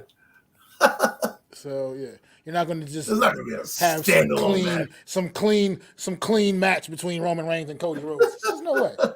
This is not doing that. Think We're not about doing that. that. So yeah, Think about that. absolutely, man. So without even diving, I don't have to really dive any more deeper in there. You guys gave great analysis, but I did. Cody, but The Rock and Roman Reigns comes out of here a winner, night one. We get the bloodline rules Bastards. for the main event and night two. But let's get to night two, guys. Let's go on and move along to night two, man. And according to this, potentially starting off night two, man, an absolute another banger that could have all kinds of crazy things going on within it. For the WWE World Heavyweight Championship, Drew McIntyre taking on Seth freaking Rollins. They're Trying booking to it. have a true Drew McIntyre looking for that real WrestleMania moment because, as we all know, he had to accept winning that title in front of an empty arena. So Drew McIntyre is still searching for that real his real true WrestleMania moment, getting the opportunity against Seth freaking Rollins, trying to win that world heavyweight title, man. Adam, how you see it playing out, brother? And your new WWE Heavyweight Champion of the World, Damian Priest, as he comes in and Oh, steals the show from Drew McIntyre. Drew McIntyre, Claymores, is there. He's lying in the ring. The Money in the Bank winner, after losing the tag team titles, comes down there, knocks out Drew McIntyre, wins his title, does what Seth Rollins did to Roman Reigns, and ignites a new storyline because guess what? CM Punk is also going to be there. He's also going to help this out, and that's what's going to help slow this title reign down because McIntyre might actually win the title from Seth freaking Rollins, but by the time it's all said and done and the dust settles, Damian Priest is going to be your new heavyweight champion. Oh man, super dope. I'm sorry, guys. I'm a little distracted right now. The Hall of Fame is just on, and they're getting ready to induct the great Paul Heyman into the Hall of Fame, man. Showing Oh so shit! many of his amazing clips from over the years, man. It's super dope, man. I remember him all the way back to his Paul Lee Dangerously days, man. Looking like a character on Miami Vice, man, with the cell phone and everything. Oh man, I just I love just it, man. man, I love the Hall Paul of Heyman. Fame. I love the Hall of Fame every year, man. It just takes me down memory lane, man. But I'm sorry, El Capitan. What's your thoughts on Drew McIntyre, Seth freaking Rollins, man? oh, Drew McIntyre deserved that. I mean, he's working his ass off for years, but I think it will be like great to WWE to have more non-American champions with the company expanded like the schedules overseas. But because I think that Drew McIntyre has very momentum on this one, but the other part Seth has very done to get this new belt that I think it's very dumb that it's like a decent job setting off for someone to take it at the WrestleMania. I mean, Drew is like the perfect place to be that guy. And I think it's gonna be like a very momentum because a few wrestlers was able to title run too. But I think that Triple H is very hesitant for the titles chance. I will be surprised if would have it without the bells. But I think it's Edge ever have at this moment because he really deserves this. I mean, how ironic how the Drew McIntyre character has been waiting for that moment all along when he finally is getting. He'd be like pretending for the audience, being like the heel that it is, to booze and all with the feeling at the face of like the pandemic. That's what you can write honestly. But I think that it has ever been like the British WWE Championship before he has a two private championship. I mean, never.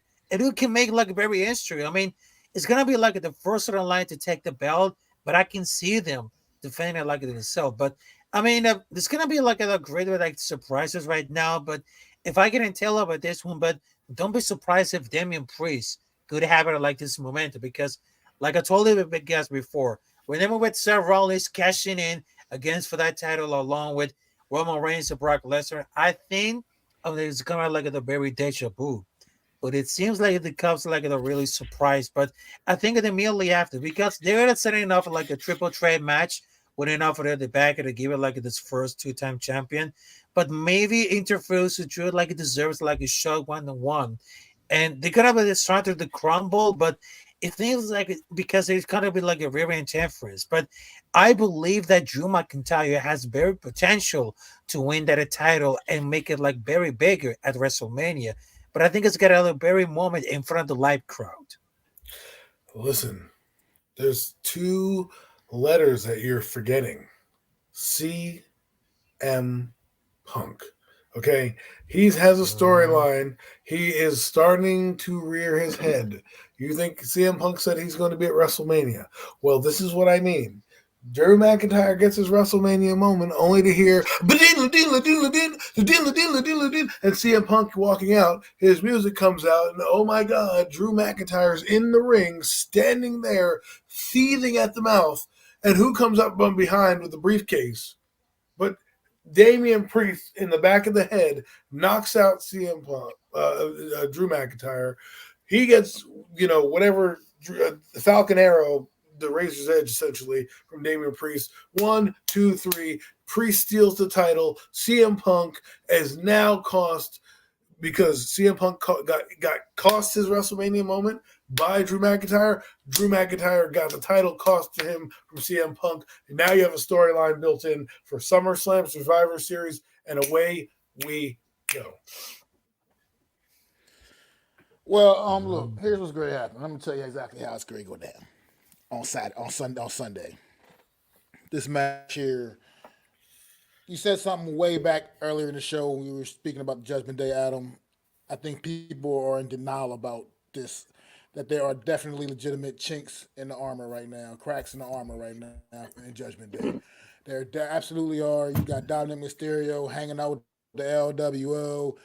I mean, Rhea Ripley is she's kind of talking down on the rest of them because she's been a dominant champion and everybody. I mean, the guys have held down the tag team titles as well, but I've expressed my opinion on that they will not walk out of Philadelphia with either one of those tag team titles this weekend. And I believe that Damian Priest what's going to ultimately happen is Damian Priest his match is going to get to a point where Damian Priest pulls a Seth Rollins where he comes down and inserts himself and makes this a triple threat match somehow, and Drew will still then overcome those odds, rise to the occasion, and CM Punk is going to be in Philadelphia. But CM Punk is going to be in Philadelphia to watch Drew McIntyre win that title. And then ultimately, when CM Punk is able to come back, which is still several months down the line, which I'm not even sure if he will be ready for SummerSlam. If he'll be back for SummerSlam, I think he may even be out longer than that, honestly. But down the line, when CM Punk is able to come back, Drew McIntyre, he will then that's when we'll really get the setup for him and Drew McIntyre, whether it's at the Royal Rumble next year, wherever, whatever it's going to be. That's what's ultimately going to happen, I believe here. I think Damian Priest comes down and ends up failing in his attempt to cash in Oh, this Money in the Bank briefcase, and Drew McIntyre still walks out of Philadelphia as the new world heavyweight champion. I, I just I just think this Drew and CM Punk thing, you can't continue to build that the way it is without it ultimately coming to a head in like a title match of right. some sort. But It just doesn't make sense. the It's way not I even set it up, logical. you could have it kick the can down the road as he rehabs because all he could be doing is crushing opponents, waiting to get to CM Punk, and then he could even win the title from Damian Priest, saying, "This is what I'm going to do to you." And then when Punk comes back, how do you kickstart that? CM Punk costing him the title, he'll get his moment. He's up on stage, and boom, the music hits. I don't know, man. I don't know. CM Punk's that kind of guy where he's an eye for an eye kind of guy, and it would be CM Punk ish to cost him the title and somehow, some way. So you could be Well, right we'll though. see, man. I I think Drew McIntyre walking out of there Sunday night as the world heavyweight champion. He is owed a major receipt, and I think this is the time to get it because Seth Rollins clearly is invested in a lot of other things right now anyway. So there's still a lot more for Seth Rollins to do. It's not like he's just going to go and fall to the wayside. well, He he will needs a still break be too. very much. Well, he couldn't. That also is also a It's injured. possibility with This is somebody like back him hurt. as well. He's been grinding. So Seth has been grinding. That's a good point. He's been grinding, and you're right. He is due for maybe a little bit of a little bit of TLC, a little time off, man. So we'll It would, see. it would, it would. You need. I think some of these champions that have been champions for a long time need some time off of television to kind of let the new shine go and be that guy. We're in December. We're like, oh my God, there's Seth Rollins. He hasn't been on TV since WrestleMania. Blah blah blah blah blah. It makes it more dramatic than, hey, there's Seth Rollins. We've seen you last week. Here we are. You know what I mean? So, Yeah. So let's get on with the next match. Next match, we got the Pride, Bobby Lashley and the Street Profits taking on the Final Testament, the Authors of Pain and Karrion Cross in a Philadelphia street fight. And you know it goes down in them streets of Philly, baby. So, I think it'll Adam, be good. I think it'll be a good match. I think it'll be fun. It's one of those matches where you get to see the chaos, where there's going to be like chairs, tables, bats, all types of good stuff. I like Karrion Cross's character. Again, this is what we call when we have roster saturation. When you have too many people on the roster, how do you fit guys on? Karrion Cross is one of those guys who probably should have been in the title mix a little bit more, but he's been off and on, been brought up to the main roster and up and down in his career. I think this is the start of something to have a little faction going and kind of be that darkness. Somebody needs to be it. I don't know if you guys watched that Bray Wyatt documentary, but it was fantastic on Peacock. I advise you to go watch it. But what I'm saying is they need kind of a darkish kind of figure, and that's what Karrion Cross is doing. And I think I like his character. I think the Street Profits and Bobby Lashley, this is what you call one of those matches where you have a decent title, you have decent guys, you're putting them on the roster. You don't really have much to do for them, so you put them in this kind of a melee match, and it doesn't really squash either team, because you could have the Street Profits beating them and they look good, and you could have Karrion Cross and the Authors of Pain beating them and looking good. It really won't matter. It's just two good teams that have some up and coming talent that need to get exposure on a big screen. And WrestleMania is that time, and I always like these matches. I think it'll be a lot of fun. I do believe the Authors of the Pain and Karrion Cross are going to win, because I think they're trying to build something with that. If the Street Profits and Bobby Lashley lose, nothing much. They can take that chink in the armor, regroup, and go on with what they're doing. So I don't know. It'll be fun to watch one of those street fights. I hope someone gets hit with a trash can. El Capitan, thoughts on this Philadelphia street fight? Oh, for that street fight. I mean, it could have happened like this one, but I think between like he was really like rehired for the main roster. I mean, they're gonna be happy because the pride between Bobby Lashley, Angelo Dawkins, Montez Ford versus the Final Testament, which is like the Authors of Pain. I mean, man, that could be like a great opportunity to take like how the idea became like so unnecessary either to go for it. I mean, there's longer to have the go the same thing like this one, but I think the between for that between for that match, I mean, you can have a very something. When Karrion Cross was like a born killer, he had all the countrymen's entrance, manager, powerhouse moves, and he had the top guys that are beating up. But it's just like the one problem to get a follow to destroy him, because he will never be the same. So they just give him like a second chance, but I think it's gonna be like a long ambitions. But they can still like figure it out. It's gonna be like a showing up or this one, but it could be like probably good to save all this and paying for the wrestling gods. But the Final Testament, it's just like the Judgment Day, but that's very like very different right now, but he has nothing had to give. Like he's like the version of Chris Jericho, but it's very like the part of the reason of the work right here. But many refer as the we cannot skip for the cross. I mean, the only habit is go for the rebound for the NXT, but I'm really sure that has a welcome for the pure fine. But I think the pride to go for the destruction. So I will give it like the Final Testament. We're crushing it down for the Karrion Cross and Adam and Risa, which is like the Authors of Pain, because I will tell you for this one. Authors of Pain, they're very dangerous and very ruthless. I mean, they could take it off with Angelo Dawkins and Montez Ford at this time. But the only issue about it is going to be like the rating out for Bobby Lashley. I mean, they have it in the same amount of strong and fearless. I had to go for the at the ring right now. So who can imagine it between the Bobby Lashley versus Adam Ackerman race off for the Authors of Pain?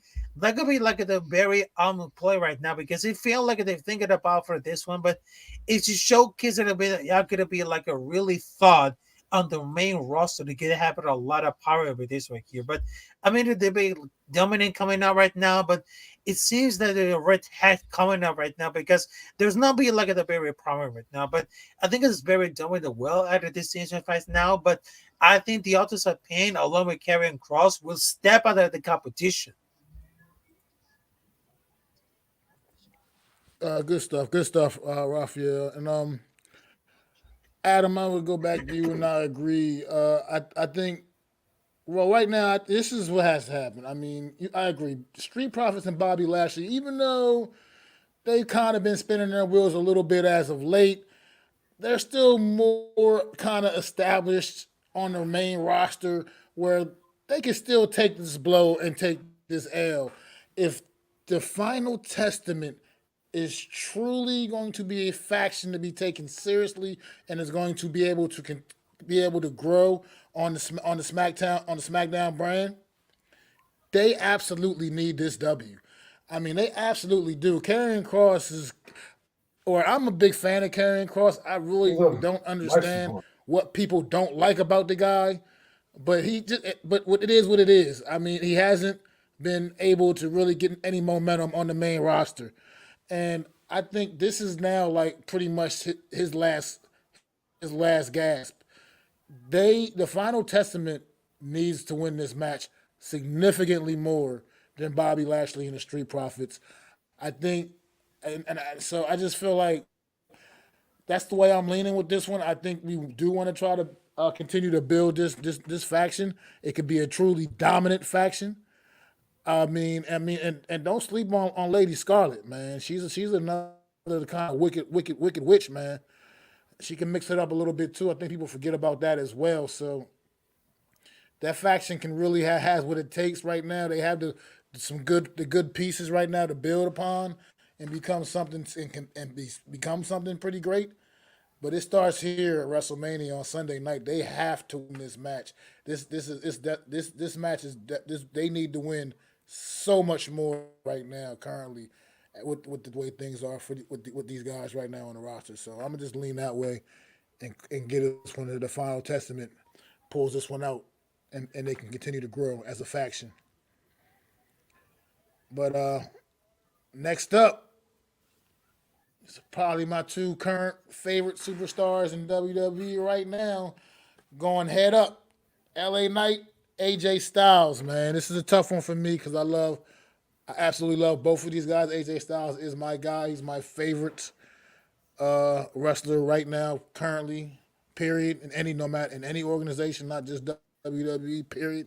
I love everything about AJ Styles, the phenomenal one. LA Knight doing great work as well, and I'm a big, huge fan of his too, man. This is a tough one for me, man. But El Capitan, if you're still with us, man, your Yeah. thoughts on LA Knight and I AJ mean, Styles? LA Knight. I just wanted to tell you about this. Let me talk to you. Yeah, because I just really thought because let's just embrace it about because picture of both wrestlers with a great opportunity, not being frustrated, but he has the very potential.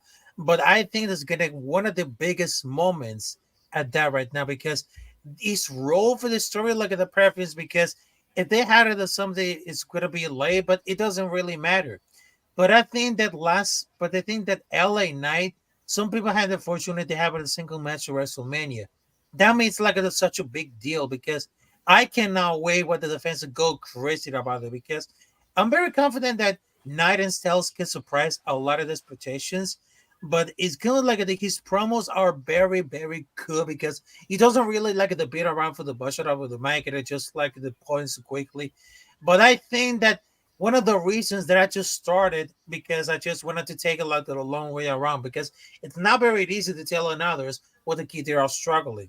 I mean, I hope him and AJ will have like a banger in a match a street fight will be like a really for a Philly audience right now. But I think it's sometimes it feel like those are the matches to feel love for the card. But I think that the reaction what goes for the LA Knight is really constantly for the crowd and how much equally AJ was building out for the few years. There's always no way that the match could be like at a hot crowd regardless of match quality. I mean, nothing was very fumbled. I mean, it was because we had that after that match because even though that it's failed the match very quickly. I mean, if they're gonna miss a level because there's so much star power at the top, it is very hard to know if they'll be like another one. But I think it's gonna be like that they're younger, but I think it's gonna be like really interesting because it's gonna be like a great moment. I mean, it's gonna be like a great match to see how this is gonna be issued. Now, it's been like a better created at the most part, but I think it's giving like the ones to strengthen all the things with everything could have like the long term story about for the LA Knight versus AJ Styles because I know the AJ Styles making another big against for Chris Jericho. And I know a fact because he just went along with Cube. But right now, it seems like 8 years later, right now, LA Knight versus AJ Styles. And I mean, that could be like a great prediction. I mean, it's gonna be like a hell of the match right now, but it feels like they have the star power. It be because it's not very frustrated about it. It's not very frustrated, but it seems like they're going for the title because it's really surprised because it should have it happen because look at the career. In reality, it should it never happened because it happened. Because right now, if you look at it over the last year for the career, LA Knight, ever disagreed about it never happened in the history of the business. I mean, there is no expectation because it feels like there's a lot of momentum put it off of the feud with Roman because I'm not gonna say really the sense to care because he's still like very solid face with the company they have, but it's gonna be like a ready yet to be like the world champion type of guy. But I think it's gonna be like a solid place to be in WrestleMania. But I know that they just won the LA Night, but even though the hindsight it was like best time, but it makes like very good sense because I know that the field with Aiden up. Now it's not enough for the mid Carter at the best, but he needs like a deserve like a title run, but he still get a huge reaction because he hasn't been out the ring for the make often, but he has still much momentum all around for this one. But I think this year, it could be like the breakthrough year of LA Knight going out for WrestleMania. And don't be surprised that after WrestleMania, could be on Backlash or Money in the Bank, could be having this redemption. It could be like a title shot. Adam, thoughts? This is going to be the match of the night. Because let me talk to you. LA Knight has all this fire. He's all this heat. He is the charisma. He is the guy. He needs to be in the main event, and he's got paired up with one of the best in our generation in AJ Styles. AJ Styles is going to make that match. He's made a lot of guys at WrestleMania. He had a great WrestleMania match with Undertaker. He's had great matches with a lot of these guys. And LA Knight is a guy that needs to be springboarded into the next stratosphere while he's beating guys. But LA Knight has got a couple marquee wins on his belt. AJ Styles winning at WrestleMania with all the people saying L.A. Knight, he deserves that moment in the sun. I think he's going to get it. No one better to pass that torch to him than the phenomenal one. Remember, he used to be the face that ran the place. Well, guess what?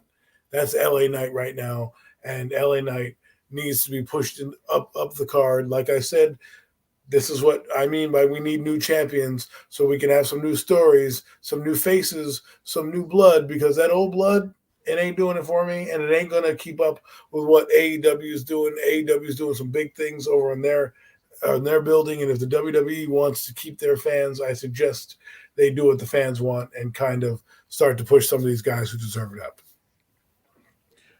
All right, all right. Here's this here. I feel like this one is this does have potential match of the night status written all over it. I mean, he's talking about two phenomenal talents in the ring, man.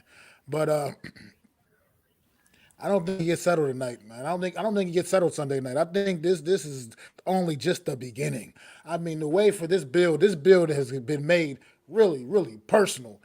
I mean, LA Knight showing up at AJ Styles' home and all kinds of other. They have really truly made this kind of this rivalry really personal right now.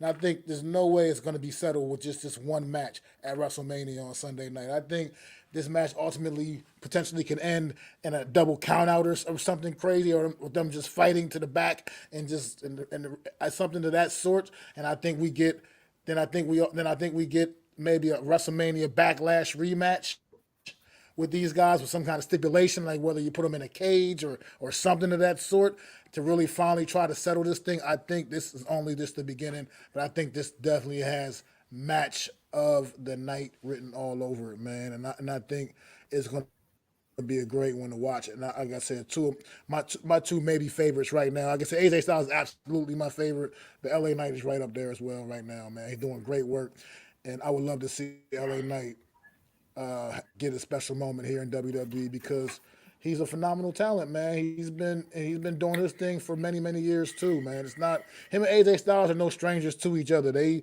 worked together in TNA back in the day as well. So it's not like these guys are strangers to each other. Two very phenomenal talents. This is going to be a great match. And then next up, folks, the United States Championship will be on the line. Champion Logan Oh Paul man, really? defending his title in a triple threat match versus Randy Orton and Kevin Owens. Uh, Adam. tough here. I think Logan Paul has some good spots. I think it ultimately goes to like it might go to Randy Orton, um, just because again you brought him back and he hasn't been in the title picture to prop up the USA title. I could easily see Kevin Owens doing it. I don't think Logan Paul is walking away as the champion. It's hard for me to call. I'm just going to say Randy Orton just for shits and giggles, because I think they didn't bring him back to do nothing, and Logan Paul has been built up with him. Kevin Owens kind of got thrown into the mix late. And while both deserve the title, Logan Paul goes away for a few months. You can go right back to Randy Orton and Kevin Owens and them battling for that title going down the stretch. I don't know. I just think, Randy Orton has had a year off, a year and a half off, right? He didn't really get to celebrate WrestleMania the way he wanted to the year before. So now I think they're going to reward him for coming back, putting in the hard work, and, you know, being the dominant force that he is. And then this isn't the end for Randy Orton. This is just the beginning. I'm sure he'll be in a lot of other programs going forward. But to put a title on him like a legend, I think that's what they might do. Just say, hey, man, Logan Paul can't be here every night. You can, let's go. El Capitan. Yes. Yes, about for the next fight. We're talking about for like the next fight for WrestleMania because I was like, because I apologize for everything because right now, because of the next fight, I mean that could be like the really excited to do about it, but I think the other fight between this one because after LA Knight and versus this one, but I think uh, I think Logan Paul versus Kevin Owens versus Randy Orton that could be like a really shocking at all because first of all, I wanted to see like because I know there seems like a very potential of this one, but I think there's gonna be like another moment of Kevin Owens because I know that Kevin Owens deserves like a lot of things he could for the moment between for Kevin Owens and Sami Zayn because remember about this he blotted out this one, but I think it is very surreal that it goes sort of like everything goes down for the triple threat match. But I think it has a very good experience at the cup because it's gonna be like a really wild. But it's not gonna be like the bad match. It could be like a do for anything that's gonna the match or the order. But the people cannot see because if you look at it, still feels like very unreal that Randy Orton could be like this last dance. But I think that Kevin Owens has a lot of potential, but he really wants to understood it and wants to get like a great prediction. He got the great opportunity because he's right now is jumping it out. But all we need is about it because they're gonna be like you see it about it. But I know there's gonna be like a lot of interference between Grayson Waller and Austin Theory. But it will seem like they're very good at it all. But we'll come out for the past enemies. We'll come out for the best enemies, but I think it's gonna be a little bit great. But if it has to go for like the disrespect that I have it for the Kevin Owens, I mean, this is gonna be like it really happen. But I think that Logan Paul retains for that title because I know that even though that's not being like the great on the mic or on the even on the ring, because I know that they have a similarities with Jake Paul as the boxer, but I guarantee that he's gonna be retained, but it's gonna be loosened at the backlash to be like the part of the revenge. Because one of those main reasons, if they're gonna loosen about it all, but don't be surprised that Logan Paul is gonna be retained at WrestleMania, but in Backlash, some of the both like the Kevin Owens and Randy Orton would have the revenge. It would have like, taken all over again. Just, I see that. I do tend to. I agree with you, Rafi, on that. I think somehow, some way, Logan Paul does walk out of Philadelphia with the United States title still around his He can waist, use his knuckles. even though he'll still be in the Yeah. ring with Randy Orton and Kevin Owens, who are absolutely two of the best in the business. But somehow, some way, Logan Paul, I think, will come out of Philadelphia with that title. And I'm not sure exactly what they do going forward, but I don't know what their plans are going to be. I don't know going down the line, but I just feel like somehow, yes, Logan Paul retains his title because WWE seems to feel like they just like keeping this title on Logan Paul at this point. I don't know, but we'll see. But I right now I don't really have much of an assessment. I think this match will have some great moments in it. Obviously, I mean, you got to look at the competitors you have. Logan Paul is for however you feel about him. He really does perform well in the ring, like a seasoned veteran.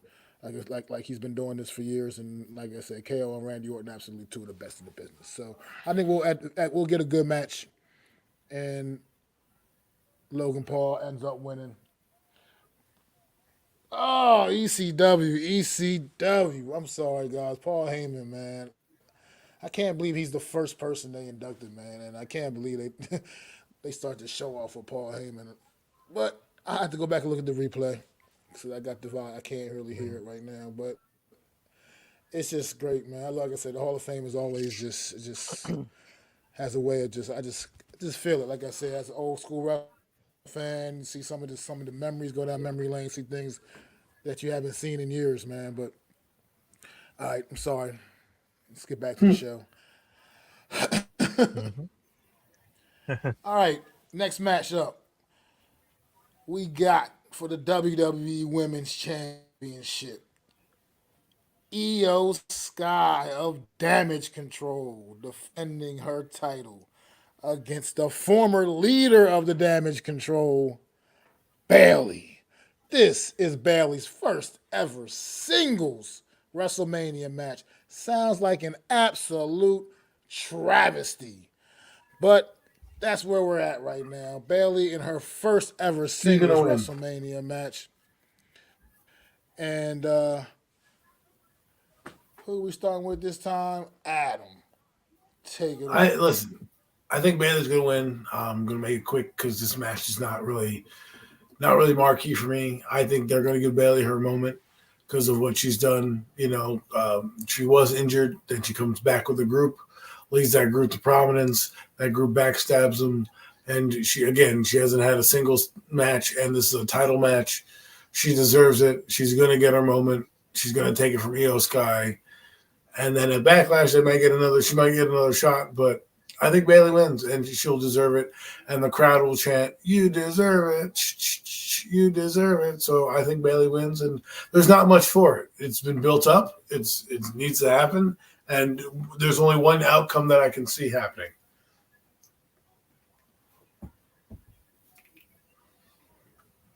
El Capitan. Thoughts? Yes. I mean, for Io Sky versus Bailey, I mean, I do have it the more defense to see look at it more than a badass. I mean, I hope Bailey is gonna get it because she's been like in the business for almost 10 years and has never made a band WrestleMania.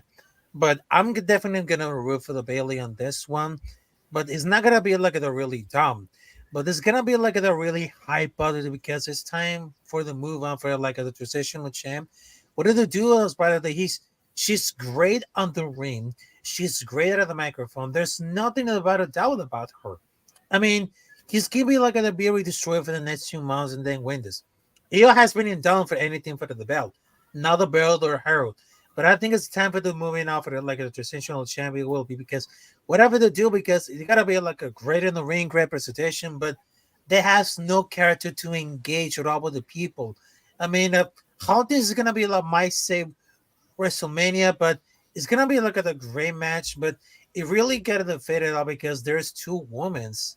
How about the go for it? Doesn't because it's not gonna be like a forgettable because it's meant like a more worthy, even though that it got for the bloodline between for the between for the skate for the between of Io Sky versus Bailey. I mean, it just like it needs like the main event for both women. I mean, that has their only two nights because they had Rhea Ripley versus Becky Lynch, and they had Io Sky versus Bailey.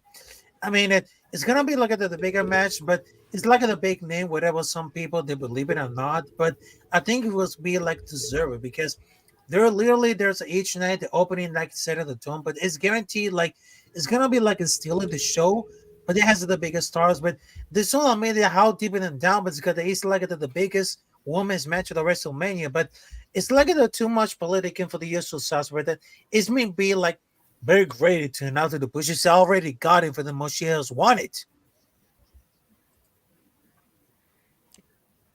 Good stuff. Good stuff. Oh look, here's how I mean, this is definitely set up for Bailey to absolutely have her moment, a moment that she absolutely deserves, man. It's all come full circle now. Bailey, she had a great run, a great title run once when she first initially had went became a heel and turned heel and did all went to the dark side and did all that stuff and did all that with her career, and she had a great title run. And I think people forget about that as a heel though.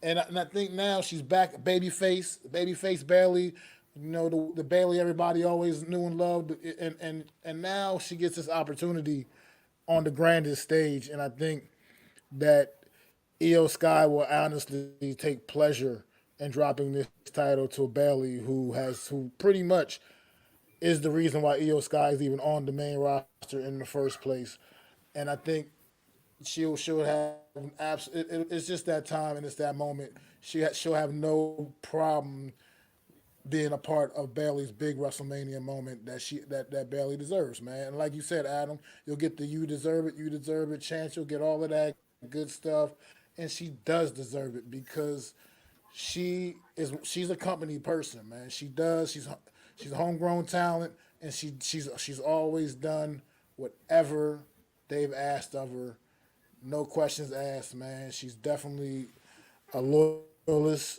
to this company, and she just deserves this moment, man. Like I said, to me, it's unbelievable that she's.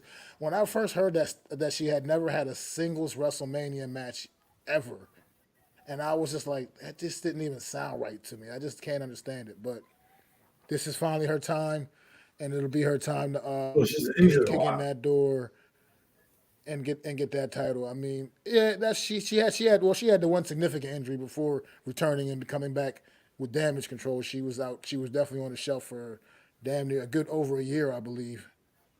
So now she's back.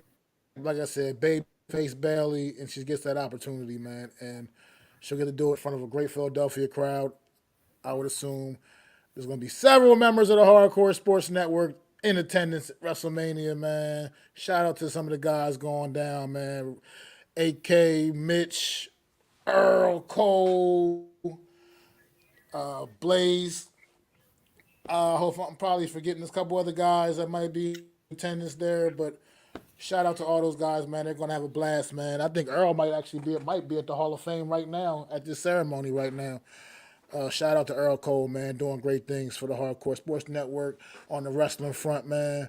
We're gonna try to hold it down best we can for you, Earl, this weekend, covering during the WrestleMania live streams while you gonna be live in the building. But now, back to the show. We got one more match to talk about, and y'all know exactly what it is. It is the main Mhm. event of WrestleMania. Will Cody Rhodes finish the damn story? Cody Rhodes taking on Roman Reigns for the second year in a row for the WWE Undisputed Universal Championship. And if things go the way we all think things may go, it's going to be bloodline rules. El Capitan, tell me how you feeling about this main event. Oh man, I'm super pumped right now because I mean for the night two between Cody Rhodes versus Roman Reigns. Because let's take him back for the 2023. I know that Cody Rhodes didn't have the opportunity to beat him once, Roman Reigns. I mean, they just have it like a because it's sort of like a deja vu. But I think that it's gonna be like he's gonna finish the story. But I think it's gonna be like a really because right now there is like a assembly that comes down to explain how to be like because how to be like to beating up for this one right now because it will be foolish booking Roman Reigns losing it out for against Roddy Rhodes at WrestleMania 40. But I think that sometimes I had to go to the face of the guy because sometimes trying to make it for the devils together after all years and years and random storylines, but ain't changing, not paying off for the regime because right now they're telling stories with some amount of logic because they never really change. People didn't bother there for a sacrifice for that guy with the fits like the most since one in since John Cena. I mean, the arguments that I go for it because it's gonna be like it's not gonna be like too late. But one is gonna ruin a good thing because part of the bloodline dramatic success was layered at consistent storytelling. Now the Rock is here to keep it going. But I think this is going enough for this up to the ways. But I think because there's no reason that it could happen like this one. But I will tell it for this one because after we just saw for the WrestleMania 2023 when he just lost, I just realized that he needs a real redemption because he needs to build it up and finish the damn story. Because right now he needs to be involved, embraced because all those things that happened against for the Cody Rhodes, and I mean because the whole family between Goldust, also for Dusty Rhodes, I mean he wants to finish that story because he wants to embrace all the fans to be a competitive right now because he wants to be like top of the stars right now because after he just joined at AEW and after he was defeated at WrestleMania 2022, I mean, there's gonna be like a great opportunity to see like a great redemption. But I don't see that Roman Reigns is gonna win because there's no chance. There's no chance because let Cody Rhodes finish the damn story and win the title because it's gonna be like a great shocker. But I will tell you this one: Roman Reigns will lose that title at WrestleMania and let Cody Rhodes finish the story and let's have it at the moment for that title until it's happened because we want to see Cody Rhodes about for the title run and now Roman Reigns can't waste another year. So people want to see like chanting for Cody Rhodes, want to see the win the title, but it's gonna be like really impossible. But I believe that all the strength it's gonna be like in Champions. But I'm not gonna spoil it out for the alert right now. But I want to see Cody Rhodes finish the damn story and win the title to embrace another history of his family. Good stuff, Raphael. Adam, your thoughts on the main So event of WrestleMania? this is where it gets funky. This is where it gets froggy. The reason why I said they were going to lose on Saturday was because they're going to make Cody Rhodes earn the title. I heard something along the lines of Roman Reigns, if he goes in the main event on Saturday, he gets 8 main event appearances. And if he goes in on Sunday, he'll have 9 main event appearances at WrestleMania, which outlasts Hulk Hogan. So to me, that means, listen, you're at the top of the top. Go out, give out the title to somebody else. You don't need to beat Bruno Sammartino. You don't need to beat Hogan. You know, those days are different. Those were different times. You didn't have as many wrestlers back then. Now you do. Cody Rhodes, what the heck did you put him in this storyline for to have him lose? Why would you pick him to pick Roman Reigns again to lose? It does not make sense. I'm all about making sense these days. When I hear something and I look at something and something doesn't make sense to me, I call it out. This doesn't make sense. It doesn't make sense for you to do this because there's no lose. If he loses the title, no one's going to care about it at Backlash. It's not going to have the same effect. It's not going to have the same moment. It's not going to, the story wasn't complete. No one's going to want to say, hey, let's do it again. No, this is the moment. This is the time. It probably should have happened last year, but you kept it going. Now I know they're going to Daniel Bryan, Cody Rhodes. They're going to make him earn it. And I will put this swerve in here. Remember what started this whole thing? The Rock versus Roman Reigns. That's what started this whole thing. The Rock, who's the biggest guy, the final boss. You don't think he wants to sit at the head of the table? I think he cost Roman Reigns the title. And I think you'll see Roman Reigns versus The Rock at Backlash, not for a title, but for the head of the table, as you're seeing his grandma go into the Hall of Fame. He's going to want to point out that I am the guy. You have to take a backseat to me.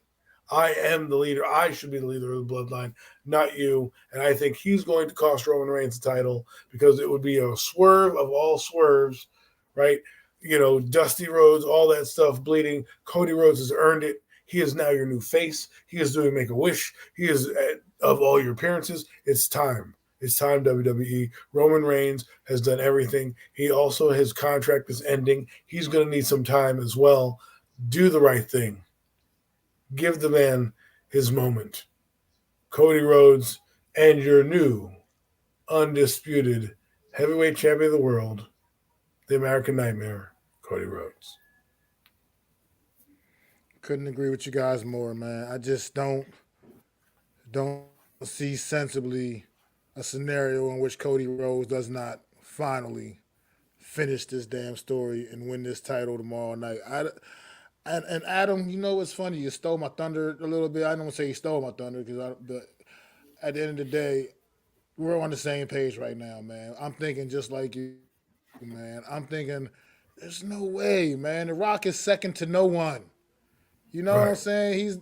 He's second to no. He is The Rock. Right. He's not going to take second place to anybody. Not Roman Reigns, not anybody. He is, like you said, the final boss.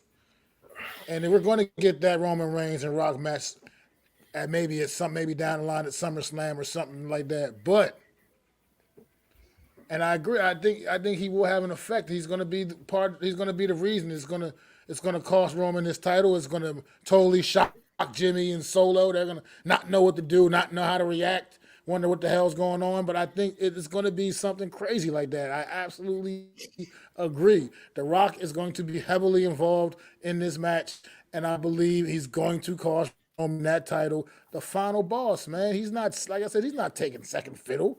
He's not going to sit there and be like, and just concede to Roman Reigns like you're number one and I'm just going to be your number two guy. No, he's not that. It's not The Rock. What version of The Rock have you ever seen taking second fiddle to anybody? Come on. Nation of Domination? No. Nobody. He went in there and he joined that faction and became the creme de la creme of that faction to the point where they all turned on him because he was just the man, and they couldn't handle that. They couldn't handle The Rock's energy, The Rock's juice. What's going on, Alex, man?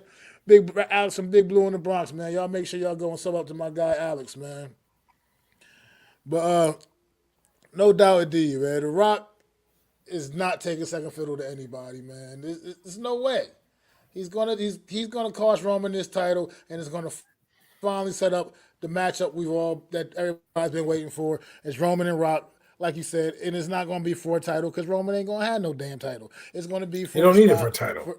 It's gonna be like you said. It's just gonna be to finally let you know who is the head of this table, man. And it's gonna be interesting. And I look forward to it.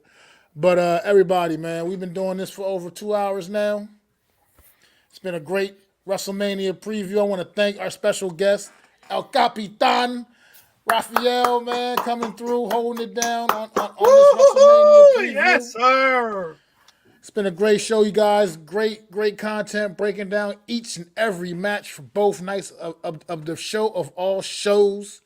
And it comes to wrestling, man, WrestleMania 40 live. Showcase in of the Philadelphia Immortals. starting tomorrow evening. I mean, don't forget tomorrow afternoon at the Wells Fargo Center. You got NXT Stand and Deliver. They're gonna be bringing the heat too as well. You know that I got a feeling that's gonna be a really good show. Main event in that is gonna be Carmelo Hayes and Trick Williams. Whoop that Trick. Trick Williams is one of the fastest rising stars right now in the industry, man, in WWE. So That should be a good show in the afternoon. And after that, tune in for night one of WrestleMania, man, live at the Lincoln Financial Field, man. I'm Mac the Giants fan. That's my guy, Adam Costas, the super dope co host. Raphael, our special guest, filling in. We really appreciate it, man. This has been a great show, man.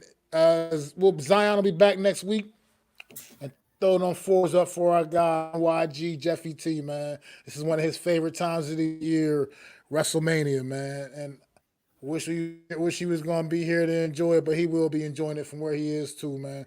No doubt indeed. I'm Mac the Giants fan. That's Adam Costas. That's El Capitan. And we'll see y'all next week on another edition of the Premium Takes Yes, Podcast. sir. Yes, sir. Hey!